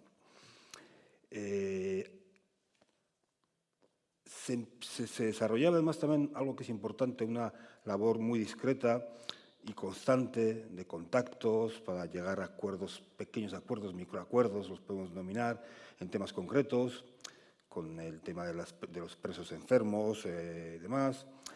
El consenso que se iba logrando con las fuerzas sociales para poner fin al alejamiento, que creo que ha sido un consenso absolutamente, prácticamente total de todos los operadores institucionales, civiles, etcétera. Y además se ha manifestado en el Parlamento, se ha manifestado en infinidad de foros también públicos. Se propiciaban en ese mismo sentido contactos entre sindicatos, entidades sociales, instituciones, siempre buscando, como siempre ha hecho el foro, los puntos de acuerdo por encima de las diferencias, como también comentaba la compañera. Esos contactos no se interrumpieron ni siquiera durante la pandemia, porque bueno, había que seguir trabajando. Y como decía, además contaron con una mayoría social, pero muy destacada y favorable a desatar ese nudo. Por supuesto que ese proceso ha tenido dificultades, incluso podría denominar que ha tenido crisis, pero creo que esa dinámica ha llevado a que estemos en esa situación, que se llegara a acuerdos como el que se logró en el 2021 acerca de los onguietorris, bueno, pequeños avances que colaboraban en que todo ese nudo penitenciario también al final se pudiera desatar o desatascar de alguna forma. Bien. Por supuesto, hay que destacar el papel que los propios presos han tenido en esta dinámica, ¿no? Son ellos los protagonistas, en principio, principales, ¿no? Presos, decimos, víctimas y demás, pero si hablamos de la política penitenciaria son ellos, ¿no? Porque son los que tienen que avanzar y sí tienen que dar pasos. Yo también he tenido la suerte, en el tiempo que he estado colaborando con Mediatoquia, de poder contactar con presos y se veía una voluntad que eso es lo que al final colaboraba a desatar esos nudos. Por supuesto, y tercer punto, esto no significa que no ha habido y que siga habiendo trabas judiciales. A finales del 20 ya no quedaban personas en aislamiento, que también fue algo que llevó su tiempo. Yo recuerdo haber estado en la prisión de Córdoba, uno de los últimos que tuvo presos en aislamiento y hablando con la directora y demás, y la verdad es que las condiciones eran realmente lamentables. Vale, pues también fue un paso, ¿no? que tuvo su importancia, que se consiguió en ese tanto. Poco a poco, con los traslados, acercamientos, se van produciendo progresiones de primer a segundo grado, es decir, ya con posibilidad de permisos, etcétera, que es la diferencia del primero al segundo, y luego está ya el tercer grado. No voy a entrar en mucho detalle técnico, ¿no? Pero también aparecen las primeras dificultades. En un primer lugar, tanto por algunas juntas de tratamiento que no permiten esos avances, y sobre todo por la propia Audiencia Nacional, de la que luego hablaré un poquito más, no mucho más, ¿no? Pero ahí nos encontramos con ese escollo. Ya se advertía desde entonces de la existencia de un lobby muy ideologizado, además con mucho peso en algunas esferas jurídicas, mediáticas, algunas asociaciones de víctimas y demás, ¿no? Que ya empezaron a manifestarse claramente a ese cambio de política penitenciaria, porque yo creo que más ocurrió porque veían que ya se estaba produciendo ese cambio. Entonces, es cuando ese lobby como que pretendió adoptar más protagonismo. Y bueno, todavía lo intenta, porque sigue teniendo influencia hoy en día. Es en 2021 cuando se transfieren las competencias penitenciarias al Gobierno vasco, como antes adelantábamos, y se van concediendo terceros grados, las juntas de tratamiento, y luego el Departamento de Justicia, que es el que tiene esa competencia, va concediendo terceros grados, siempre tras los informes que presentan las juntas de tratamiento de las prisiones, en este caso la de Basauri y la de Zaballa, y Martutene, perdón. Sin embargo, y aquí es donde hablaba antes de esos escollos más graves, en la Audiencia Nacional, el Juzgado Central de Vigilancia Penitenciaria, la Fiscalía y la sección primera de la Sala Penal, que es a donde van todos los recursos. Por eso es que la estructura de la Audiencia Nacional, que no vamos a entrar en un debate jurídico, conlleva a que se creen como endogamia en la que todo lo resuelven los mismos, ¿no? Entonces, todo acaba en el mismo lugar. Y entonces mantiene una posición de recurrir la mayor parte de los terceros grados y denegando permisos, aplicando además una legislación excepcional, pero que aplicándola mal, porque alguna hay que aplicarla para los grados y otra no para los permisos, o sea, aplica la misma, ¿no? Entonces, bueno, pero lo sigue haciendo y luego veremos en las conclusiones pues, cuáles pueden ser las soluciones a ese tipo de cuestiones, pero que todavía existen. Es decir, siempre pongo un ejemplo, pero creo que es muy significativo. Me ha escuchado muchas veces decirlo, ¿no? ¿Cómo podemos ver todavía resoluciones que hablan de que se rechaza un permiso por riesgo de reiteración delictiva, cuando ETA no existe hace ya no sé cuántos años, ¿no? Entonces, ahí está. Sí que es cierto que también estamos evolucionando en ese campo, ¿no? Pero, al final, tiene la clave la Fiscalía. Aparte de que, bueno, justo esta semana, me imagino que habréis leído que ha habido que están aplicando una doctrina del Tribunal Supremo que no era aplicable a los presos de este colectivo, sino a presos, digamos, ordinarios, pero la Fiscalía empezó a aplicar esa doctrina diciendo que el propio recurso ya hace que desaparezca el tercer grado. Eso no lo han hecho hasta ahora, entonces da la sensación de que están buscando fórmulas para poner trabas a esos avances, sobre todo en este caso es para el avance al tercer grado, ¿no? Que es el grado más avanzado del régimen penitenciario. Bueno, simplemente unas palabras sobre Beatokia, que un poco su objetivo fue ese, recoger datos, realidades, autos judiciales, informes jurídicos de profesionales, tanto del Estado español como de fuera, para intentar plasmar esa realidad, lo que pasaba en ese momento con la situación, con lo que decía la Audiencia Nacional y demás. Tuvimos la oportunidad de hacer alguna charla en Madrid con mucho éxito, estuvimos reunidos en el Parlamento de Andalucía, como digo, en la prisión de Córdoba, en sitios, y siempre, de hecho, por eso Beatokia se escribía solo en castellano, porque su objetivo era un poco trasladar a todo el Estado español esa situación, pero desde un punto de vista totalmente jurídico y técnico, ¿no? Entonces, en todos los monográficos se ve que esa labor, que al final han sido, si no me equivoco, 4 números ordinarios y 6 monográficos, centrados sobre todo en esas dificultades de la política penitenciaria. Bueno, y voy terminando para no tampoco alargarme demasiado. Como cuarto punto sería un balance, ¿no? Un balance de lo que ha supuesto todo esto. Yo creo que sin duda el balance es globalmente positivo. Creo que no podemos negarlo, ¿no? El hecho de que hoy el Foro Social haga su último acto es significativo en ese sentido. Están en su entorno los presos. Como decía antes, algo importante y obligatorio para esa reintegración de los mismos, porque eso lo dice la propia legislación penitenciaria y los tribunales, para que aporten esa convivencia. Por supuesto, los familiares han dejado de soportar una carga absolutamente insoportable con todo lo que conllevaba el alejamiento. Ellos están siguiendo, los presos están siguiendo los itinerarios, pese a las dificultades que están poniendo, en algunos casos, algunas juntas y demás, o la propia Fiscalía o la Audiencia Nacional, están siguiendo los pasos. Y quienes han disfrutado de los permisos, no ha surgido ningún problema. Nadie ha podido dar ninguna noticia porque eso está siendo así, esa es la realidad. Entonces, ¿qué es lo que queda? Desactivar del todo esa política de excepcionalidad a la que hacía referencia anteriormente. Por supuesto, respeto al dolor de las víctimas, aplicación ordinaria a grados y libertades condicionales y a permisos, que también es muy importante, y que los presos sigan esa actitud proactiva, porque eso es fundamental para cualquier preso que quiera presentarse, no solo a los presos por motivación política, sino cualquier preso que quiera volver a reintegrarse tiene que ser proactivo con esa reintegración y con todos los integrantes que afectan a esas condiciones que tienen que ir admitiendo de acuerdo a esa legislación ordinaria que decía. Bueno, pues como decía, las dificultades ya las hemos hablado, esos lobbies anclados en el pasado. Yo creo que lo que va a conseguir es que lo único que van a conseguir es que se ralentice, que es lo que ha ocurrido hasta ahora también, ¿no?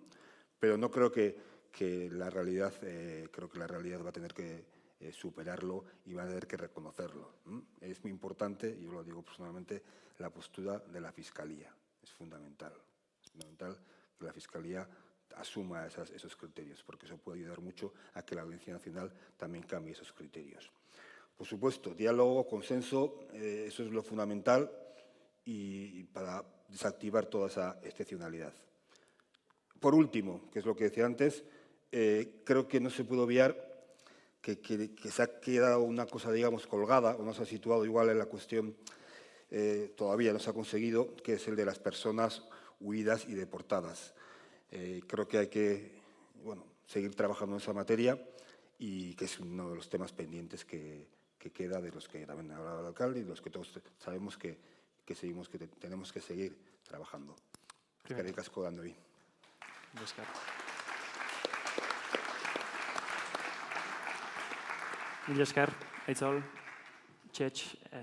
Muchas gracias, Chetx. Tienes la palabra a continuación. Cuéntanos cómo ha sido tu experiencia.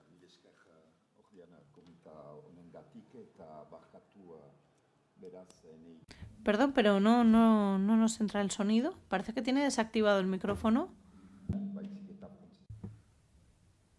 Parece que no funciona su micrófono.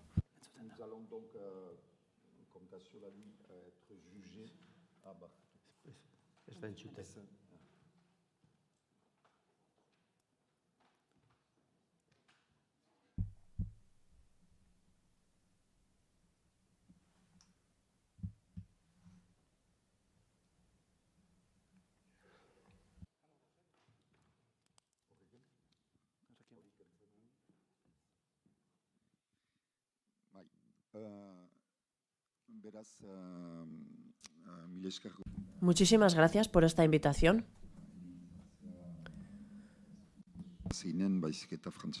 No voy a intervenir en euskera, sino que lo haré en francés. Continúo en francés. La Fiscalía Nacional Antiterrorista en un momento dado solicitó que Béatrice Molleux-Aron y yo mismo fuésemos juzgados por la operación Luosoa. Y quizás el juicio podría tener lugar ese mismo año. 3 personas que no están aquí presentes tuvieron una presencia enorme. Se trata de Michel Berrouillant, de Michel Bero-Koirigoyen y de Michel Tubiana. Rindámosles un homenaje.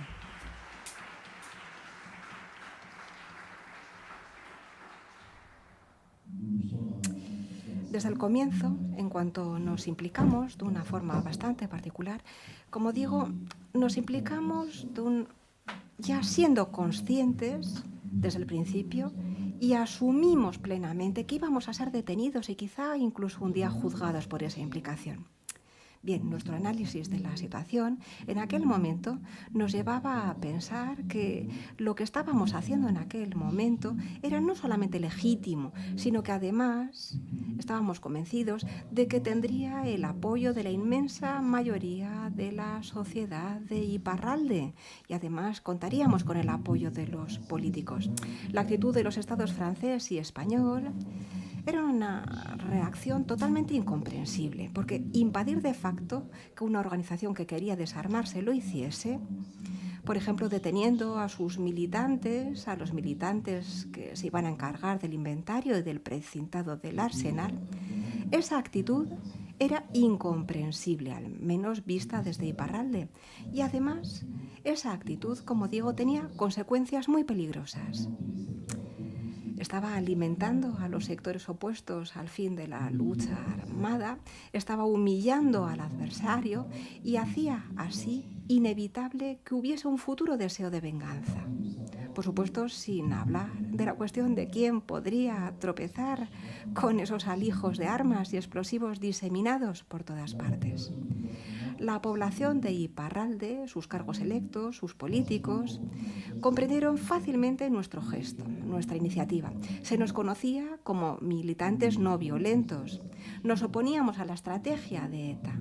Habíamos aplaudido su decisión de poner fin a la lucha armada. Además, habíamos hablado de cuál era nuestra filosofía, cuáles eran nuestros objetivos, alto y claro.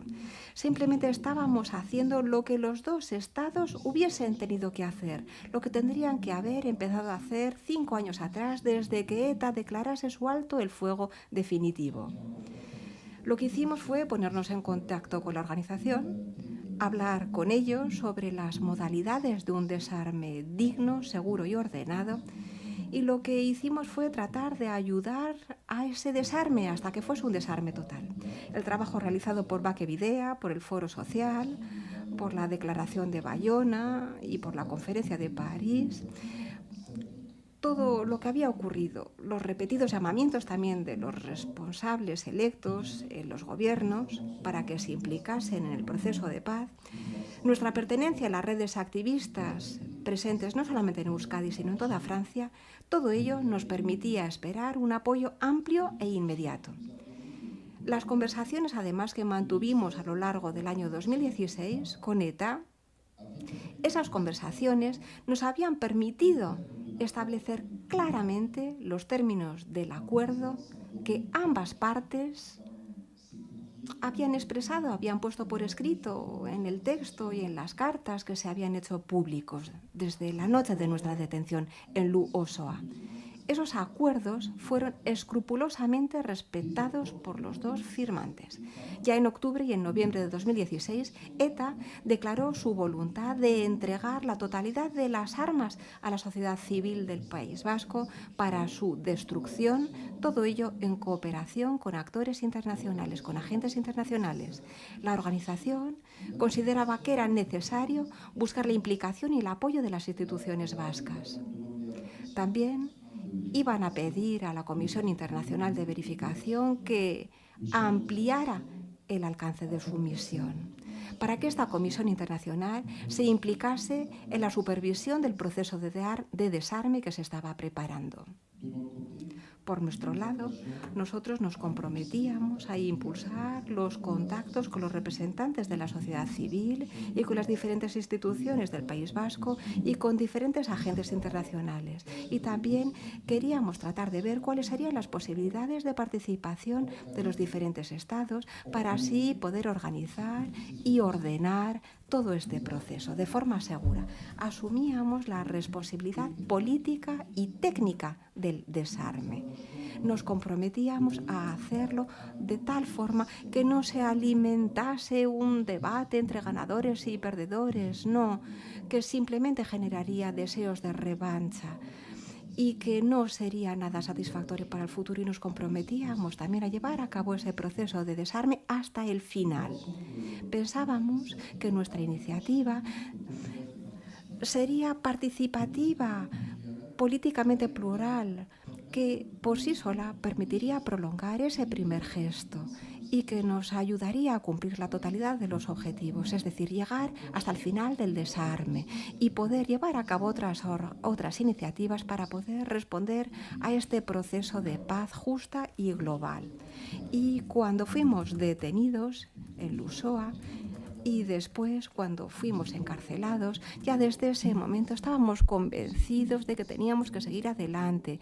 Si todo salía como lo habíamos previsto, entraríamos en una dinámica nueva que podría mejorar la situación del País Vasco en la perspectiva de paz, de una paz global y duradera. Y efectivamente, todo se aceleró. Hubo un antes y un después. Se modificaron las cosas, todo cambió. En menos de 4 meses, el desarme se solucionó de una forma que no generaba ni heridas suplementarias, no creaba nuevos odios ni una voluntad de revancha, de venganza. ETA anunció su disolución después.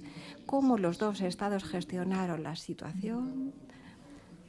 Bueno, si tenemos eso en cuenta, todo esto hubiese podido durar muchísimo más y hubiésemos seguido perdiendo tiempo inútilmente. Sí, por consiguiente, creo que sí que tuvimos éxito, sí que pudimos marcar las bases de una nueva existencia, de una nueva convivencia. El juego de los dos estados cambió, se modificó y por vez primera, París también participaba. Ya no ejercía como un telégrafo, como un telegrafista de Madrid. Todo esto contribuyó claramente a que todo pudiese discurrir en el mejor interés para todos. Entre el Lusoa y el 8 de abril de 2017 empezamos a tener conversaciones con todos, con todo el mundo, tanto en Francia como en Iparralde y también en Igualde. Empezamos a hablar con los diferentes partidos y sindicatos. Hablamos con instituciones, con políticos, con representantes electos. El Foro Social nos ayudó muchísimo en este trabajo. Nos acompañó, nos brindó un apoyo que nos permitió llegar hasta el final en las mejores condiciones posibles. El desarme total tuvo lugar. Todo ello en cooperación con el Estado francés, con el apoyo también de gran parte de la sociedad vasca, todo ello bajo la supervisión de la Comisión Internacional de Verificación, con el presidente de la Communauté d'Agglomération y con el apoyo también de distintas personalidades como el pastor Harold Good o el cardenal Mario Suppi, responsable de la comunidad de Sant'Egidio y presidente actualmente de la Conferencia Episcopal Italiana. Las 20.000 personas presentes en Bayona el día del desarme, el 8 de abril de 2017, esas 20.000 personas reflejaban un hecho importante, y es que la sociedad civil había pasado de ser simplemente espectadora, muchas veces desesperada, había pasado, como digo, a jugar un papel entusiasta, de actor entusiasta. Así dábamos una dimensión nueva al desarme y a la paz. Se convirtió en un gesto histórico realizado en nombre del pueblo vasco. Nadie debería volver a reivindicar esa legitimidad para poder justificar un regreso a la violencia. Y esta sociedad civil interpelaba a los dos estados y les decía, muy bien, ¿y ahora qué pasos? ¿Qué pasos estáis dispuestos a dar?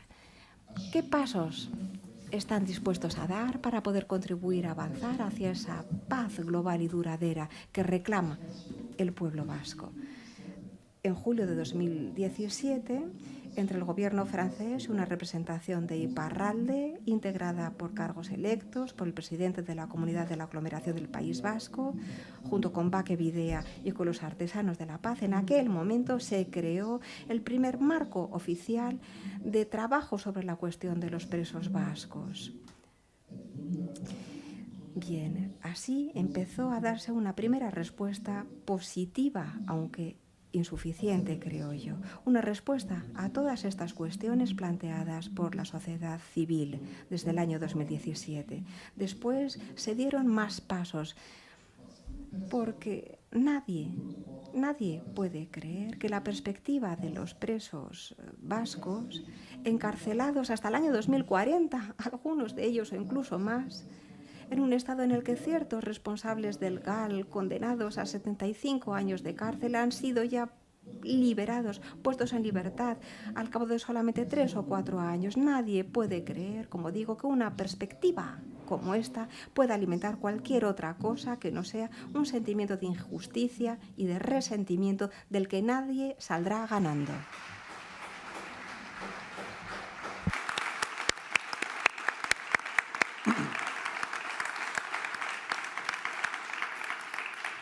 Mila esker, Txetx, zure ekarpena.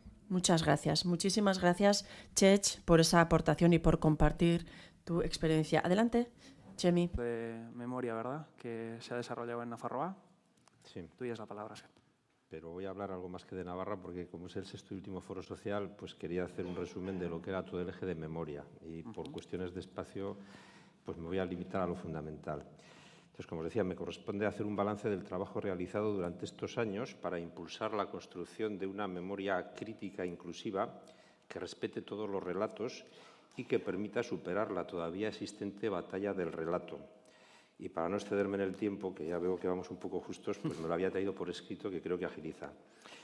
En este espacio de la memoria crítica inclusiva, que seguramente es el más delicado, podemos constatar que se está ya transitando hacia un espacio de construcción, dejando poco a poco atrás el espacio de confrontación en el que la batalla del relato pretendía mantenerla secuestrada, el de vencedores y vencidos.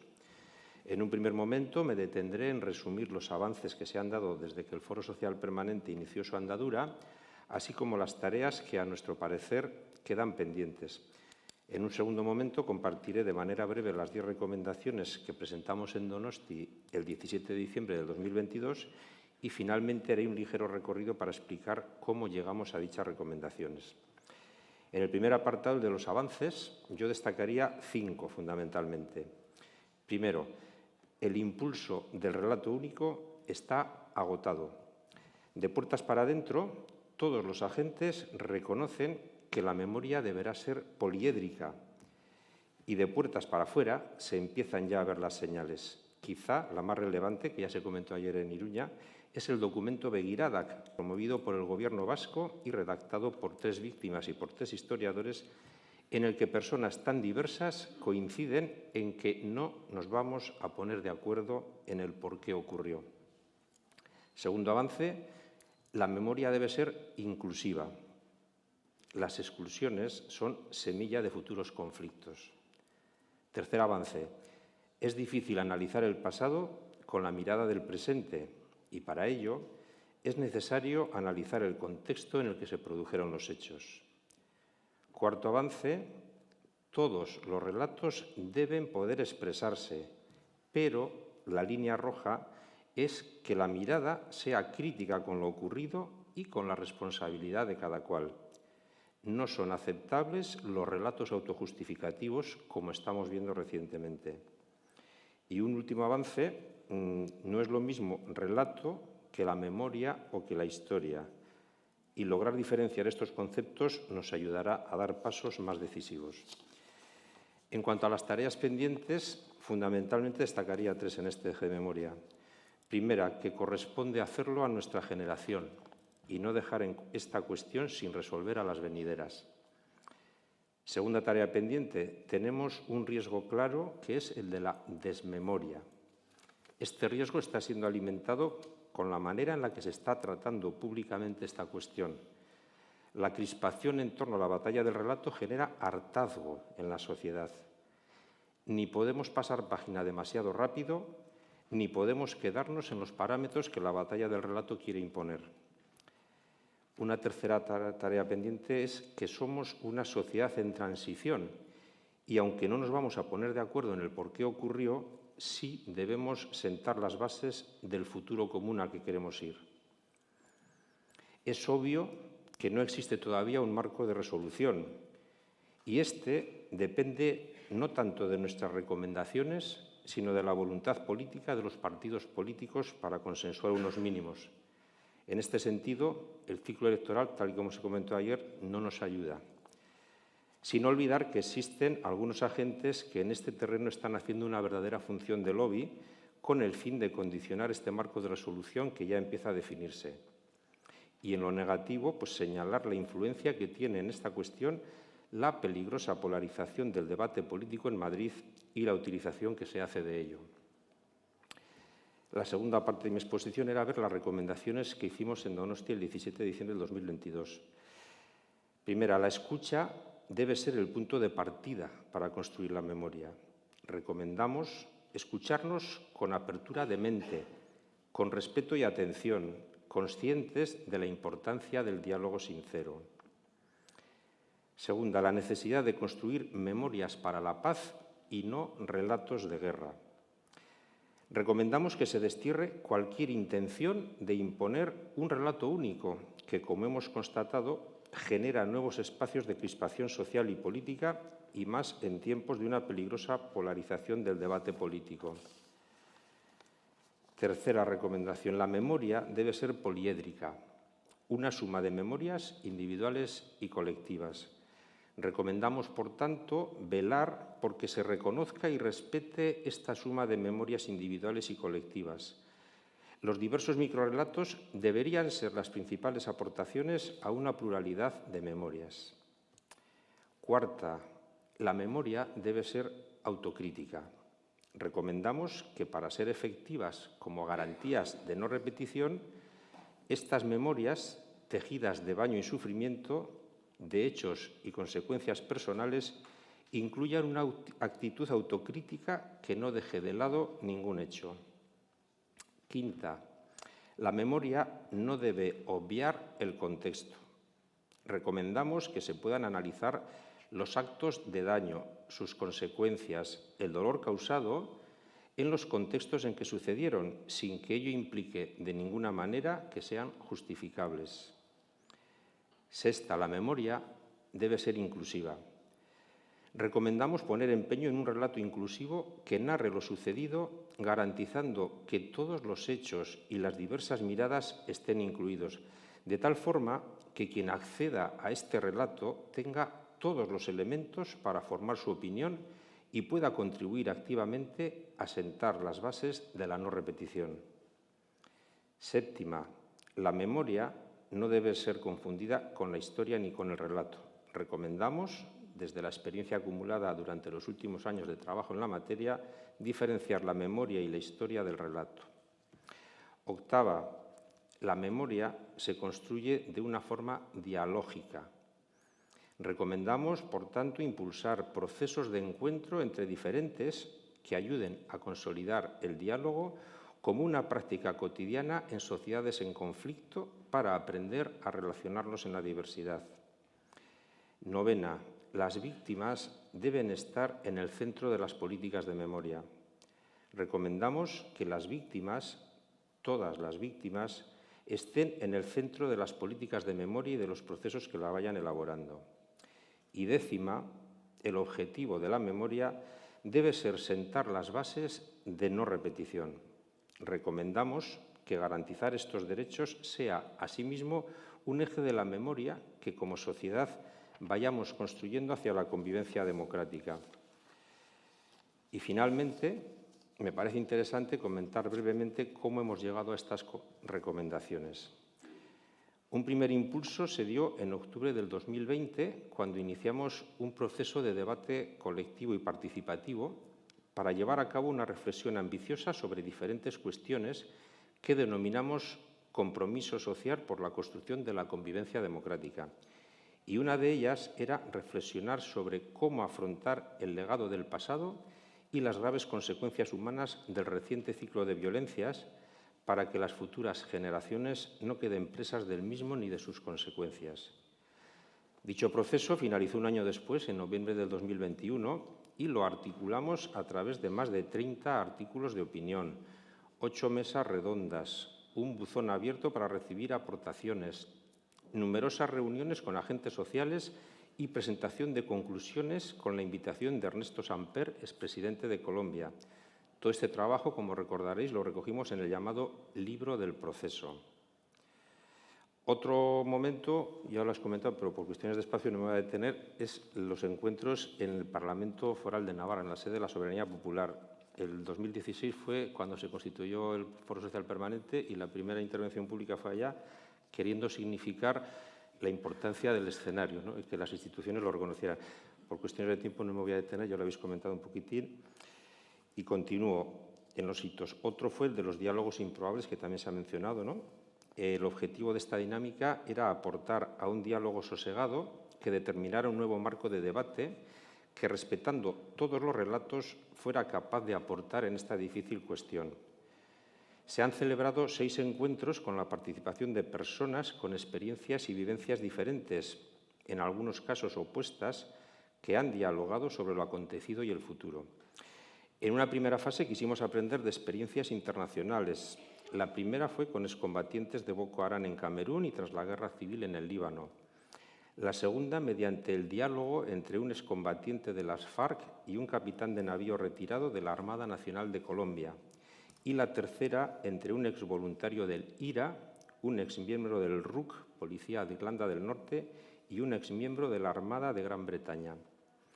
Y en la segunda fase organizamos 3 mesas redondas en Bilbo, Iruña y Gasteiz, con 9 personas de trayectorias muy diferentes y con vivencias vitales incluso antagónicas.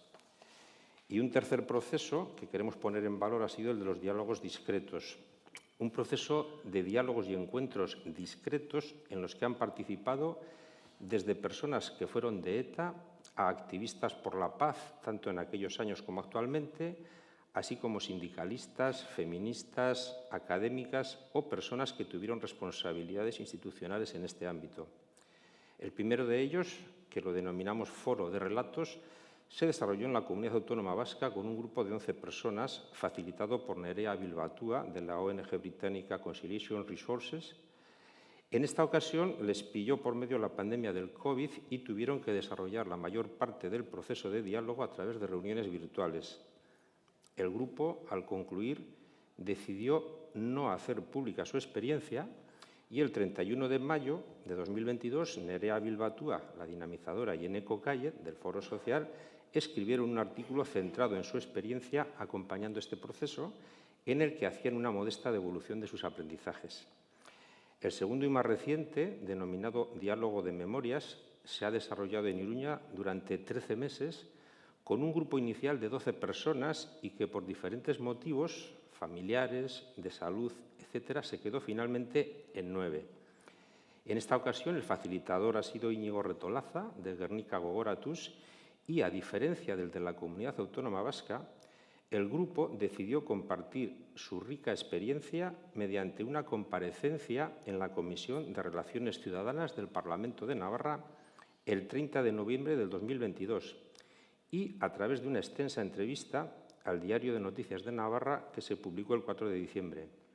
Y recientemente, la semana pasada, acabó su proceso compartiendo su experiencia en una reunión ampliada a la sociedad civil en la que participaron 40 personas.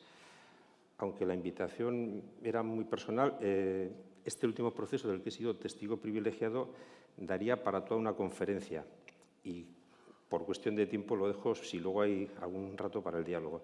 Sí que os puedo adelantar que frente al debate, la discusión, la descalificación o la crispación que impera en nuestra sociedad, esta profunda experiencia de haber comprobado que el diálogo es posible entre diferentes supone una semilla con un tremendo potencial de desarrollo. Y como síntesis final me gustaría dejar 3 ideas a modo de titulares. El impulso del relato único está agotado, la memoria debe ser inclusiva y todos los relatos deben poder expresarse sin autojustificaciones.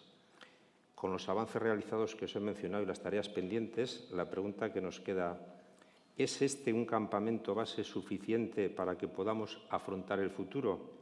Y nuestra respuesta como Foro Social Permanente es rotundamente sí. Mila esker.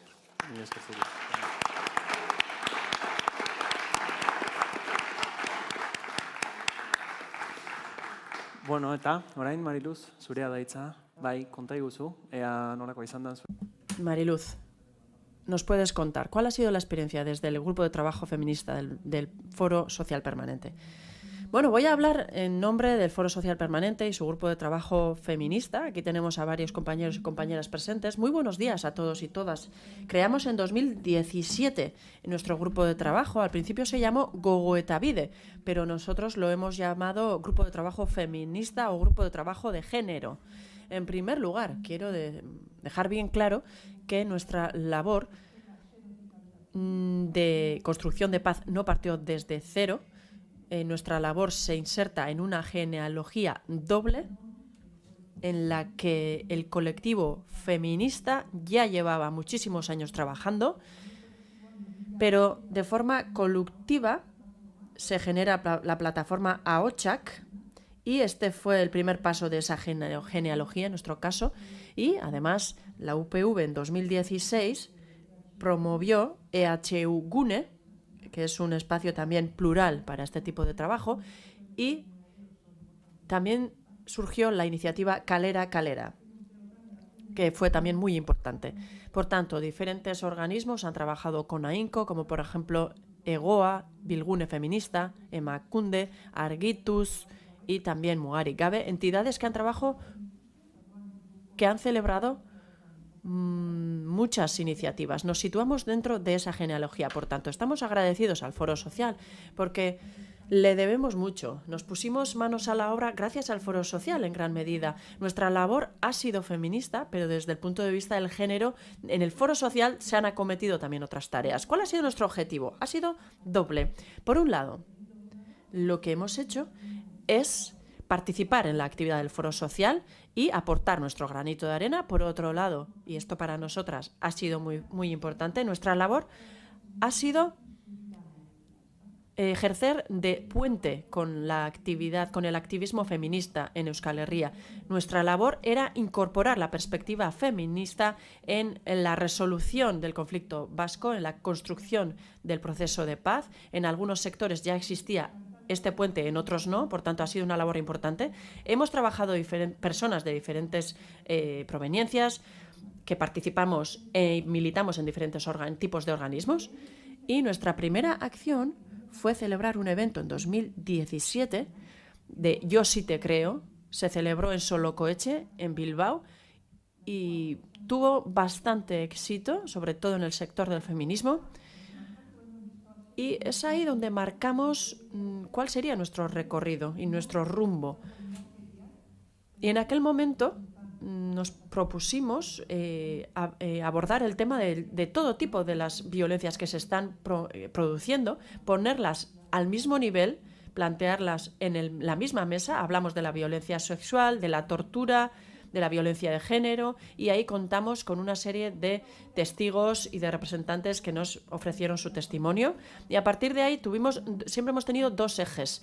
Por un lado, hemos participado en el Foro Social, en todos los eventos que ha organizado el Foro Social y todas sus actividades, y por otro lado hemos trabajado por nuestra cuenta de forma específica. Cuando hemos participado en el Foro Social hemos hecho cuestiones como las siguientes. 3 ejemplos. Por un lado, en 2018, en Ficoba, planteamos el tema de los presos vascos, la inclusión social de los deportados, personas huidas y refugiadas, y manifestamos que cuando hablamos de este tipo de cosas es importante recordar y tener presente la perspectiva de género. Hemos tratado de incluir e incorporar la perspectiva de género en estos momentos, en estos debates, y después hemos trabajado para impulsar el compromiso social para la reconciliación, y cuando hablamos de convivencia democrática, no podemos hablar de convivencia sin hablar de los conflictos y de su gestión. Son cuestiones muy vinculadas, y desde nuestro punto de vista, para ello tenemos que promover otra cultura política en Euskal Herria, una cultura que a día de hoy no tenemos y tenemos que construir. Esa puede ser una de nuestras labores. Y por aportar otro ejemplo, también hemos hecho nuestra pequeña aportación a la cuestión de las torturas, hablando de la tortura sufrida por mujeres, pero también somos en ese sentido críticas y autocríticas. Creemos que cuando se habla de la tortura hacia las mujeres, lo que se hace muchas veces es traer a la mujer para que dé su testimonio Y eso, bueno, en momentos puede estar bien, hay momentos en los que es necesario contar con un testimonio. Si, por ejemplo, quiero elaborar un informe, pero creemos que tenemos que dejar de lado esta cultura del testimonio y que tenemos que reunirnos con estas personas para que nos cuenten cómo han afrontado estas vivencias, qué herramientas han tenido, qué saberes han extraído de estas vivencias e integrar a estas personas en los procesos como se hace con otros agentes, no solamente para solicitarles testimonio. Específicamente, ¿qué es lo que hemos hecho? Daré también 2-3 ejemplos. Por un lado, en 2019 creamos un proceso llamado la justicia feminista a debate, porque entendíamos que era necesario hablar de justicia feminista. Ese es nuestro paraguas a día de hoy. No solamente la construcción de la paz, la resolución del conflicto, sino la justicia feminista. Entendíamos que era necesario que las feministas nos reuniéramos para definir, concretar qué es una justicia feminista. Todavía no lo tenemos claro, pero sí queríamos hacer nuestra aportación. Celebramos una jornada con muchísimas personas, más de un centenar de feministas, para reflexionar en todas estas cuestiones y en noviembre de ese mismo año se celebraban las 5ª jornadas feministas en Durango. Supongo que las personas que están aquí tendrán conocimiento de estas jornadas y precisamente tratamos específicamente la cuestión de la justicia feminista porque nos interesaba escuchar aportaciones. Y entendemos que hay una serie de reivindicaciones que tenemos que realizar. Por un lado, tenemos claro que nuestro sistema judicial está muy empeñado, muy centrado en el agresor, en esa perspectiva punitiva hacia el agresor, y entendemos que desde nuestra perspectiva también es importante fijarnos no solamente en la persona que ha sido agredida, sino en toda la comunidad. Necesitamos una perspectiva diferente, más amplia, y ahí está nuestra aportación. A día de hoy se habla muchísimo de la ley del solo un sí es un sí, y en ese sentido nosotras estamos muy contentas porque no somos nada punitivistas, aunque tampoco es sencillo entender muy bien qué es eso exactamente, pero creo que en ese sentido aquí estamos a la vanguardia del feminismo. Y bueno, ya en aquella violación grupal que sucedió en San Fermín creo que quedó clara nuestra postura no punitivista.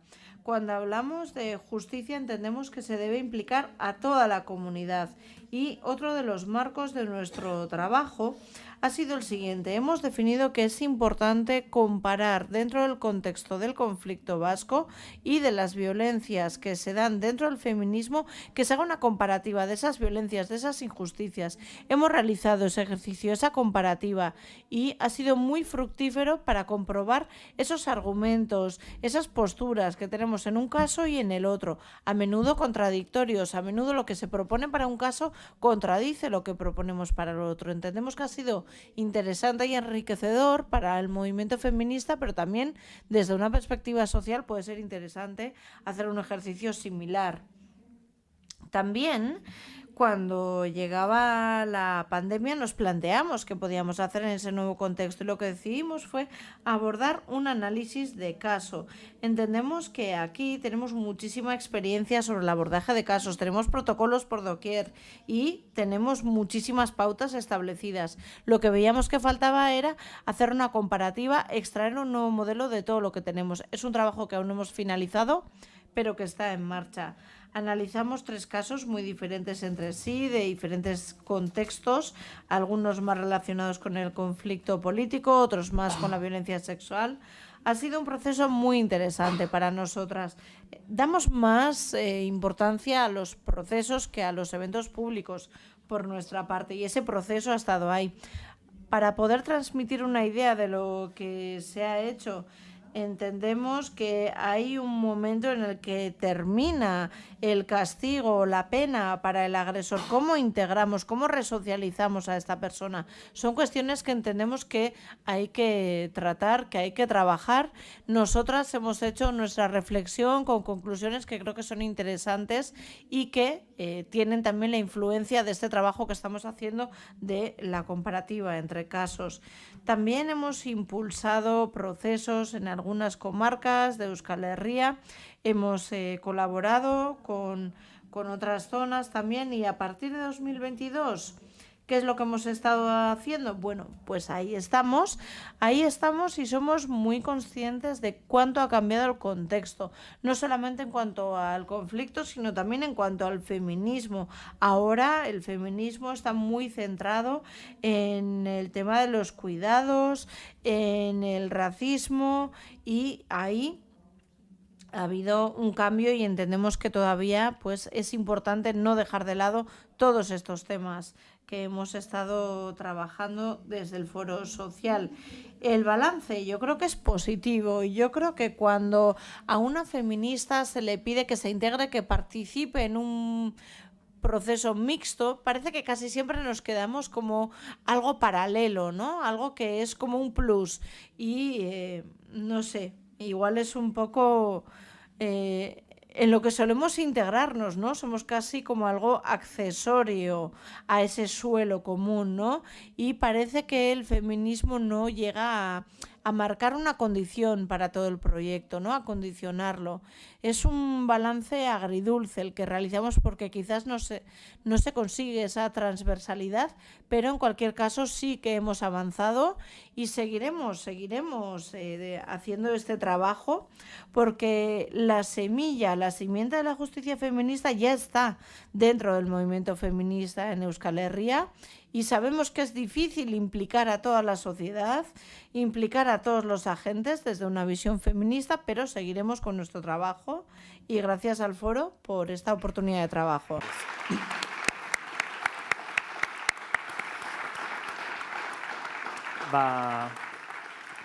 Galderetarako tartea. Bueno, nos hemos quedado sin espacio para preguntas. Hemos agotado el tiempo, así que aquí ponemos fin a esta mesa tan interesante.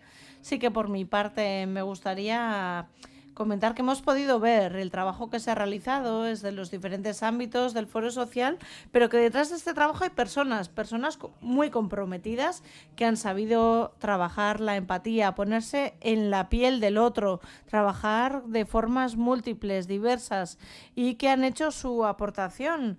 Y vosotras y las personas que están en el público son personas que han hecho este trabajo, esta aportación, y me gustaría daros las gracias por esta labor y decir que ha sido un placer poder estar aquí y poder colaborar también. Y bueno, vamos a darle la palabra a Eneko, y creo que también nos queda poco tiempo para el café, pero bueno, gracias y nos seguimos viendo.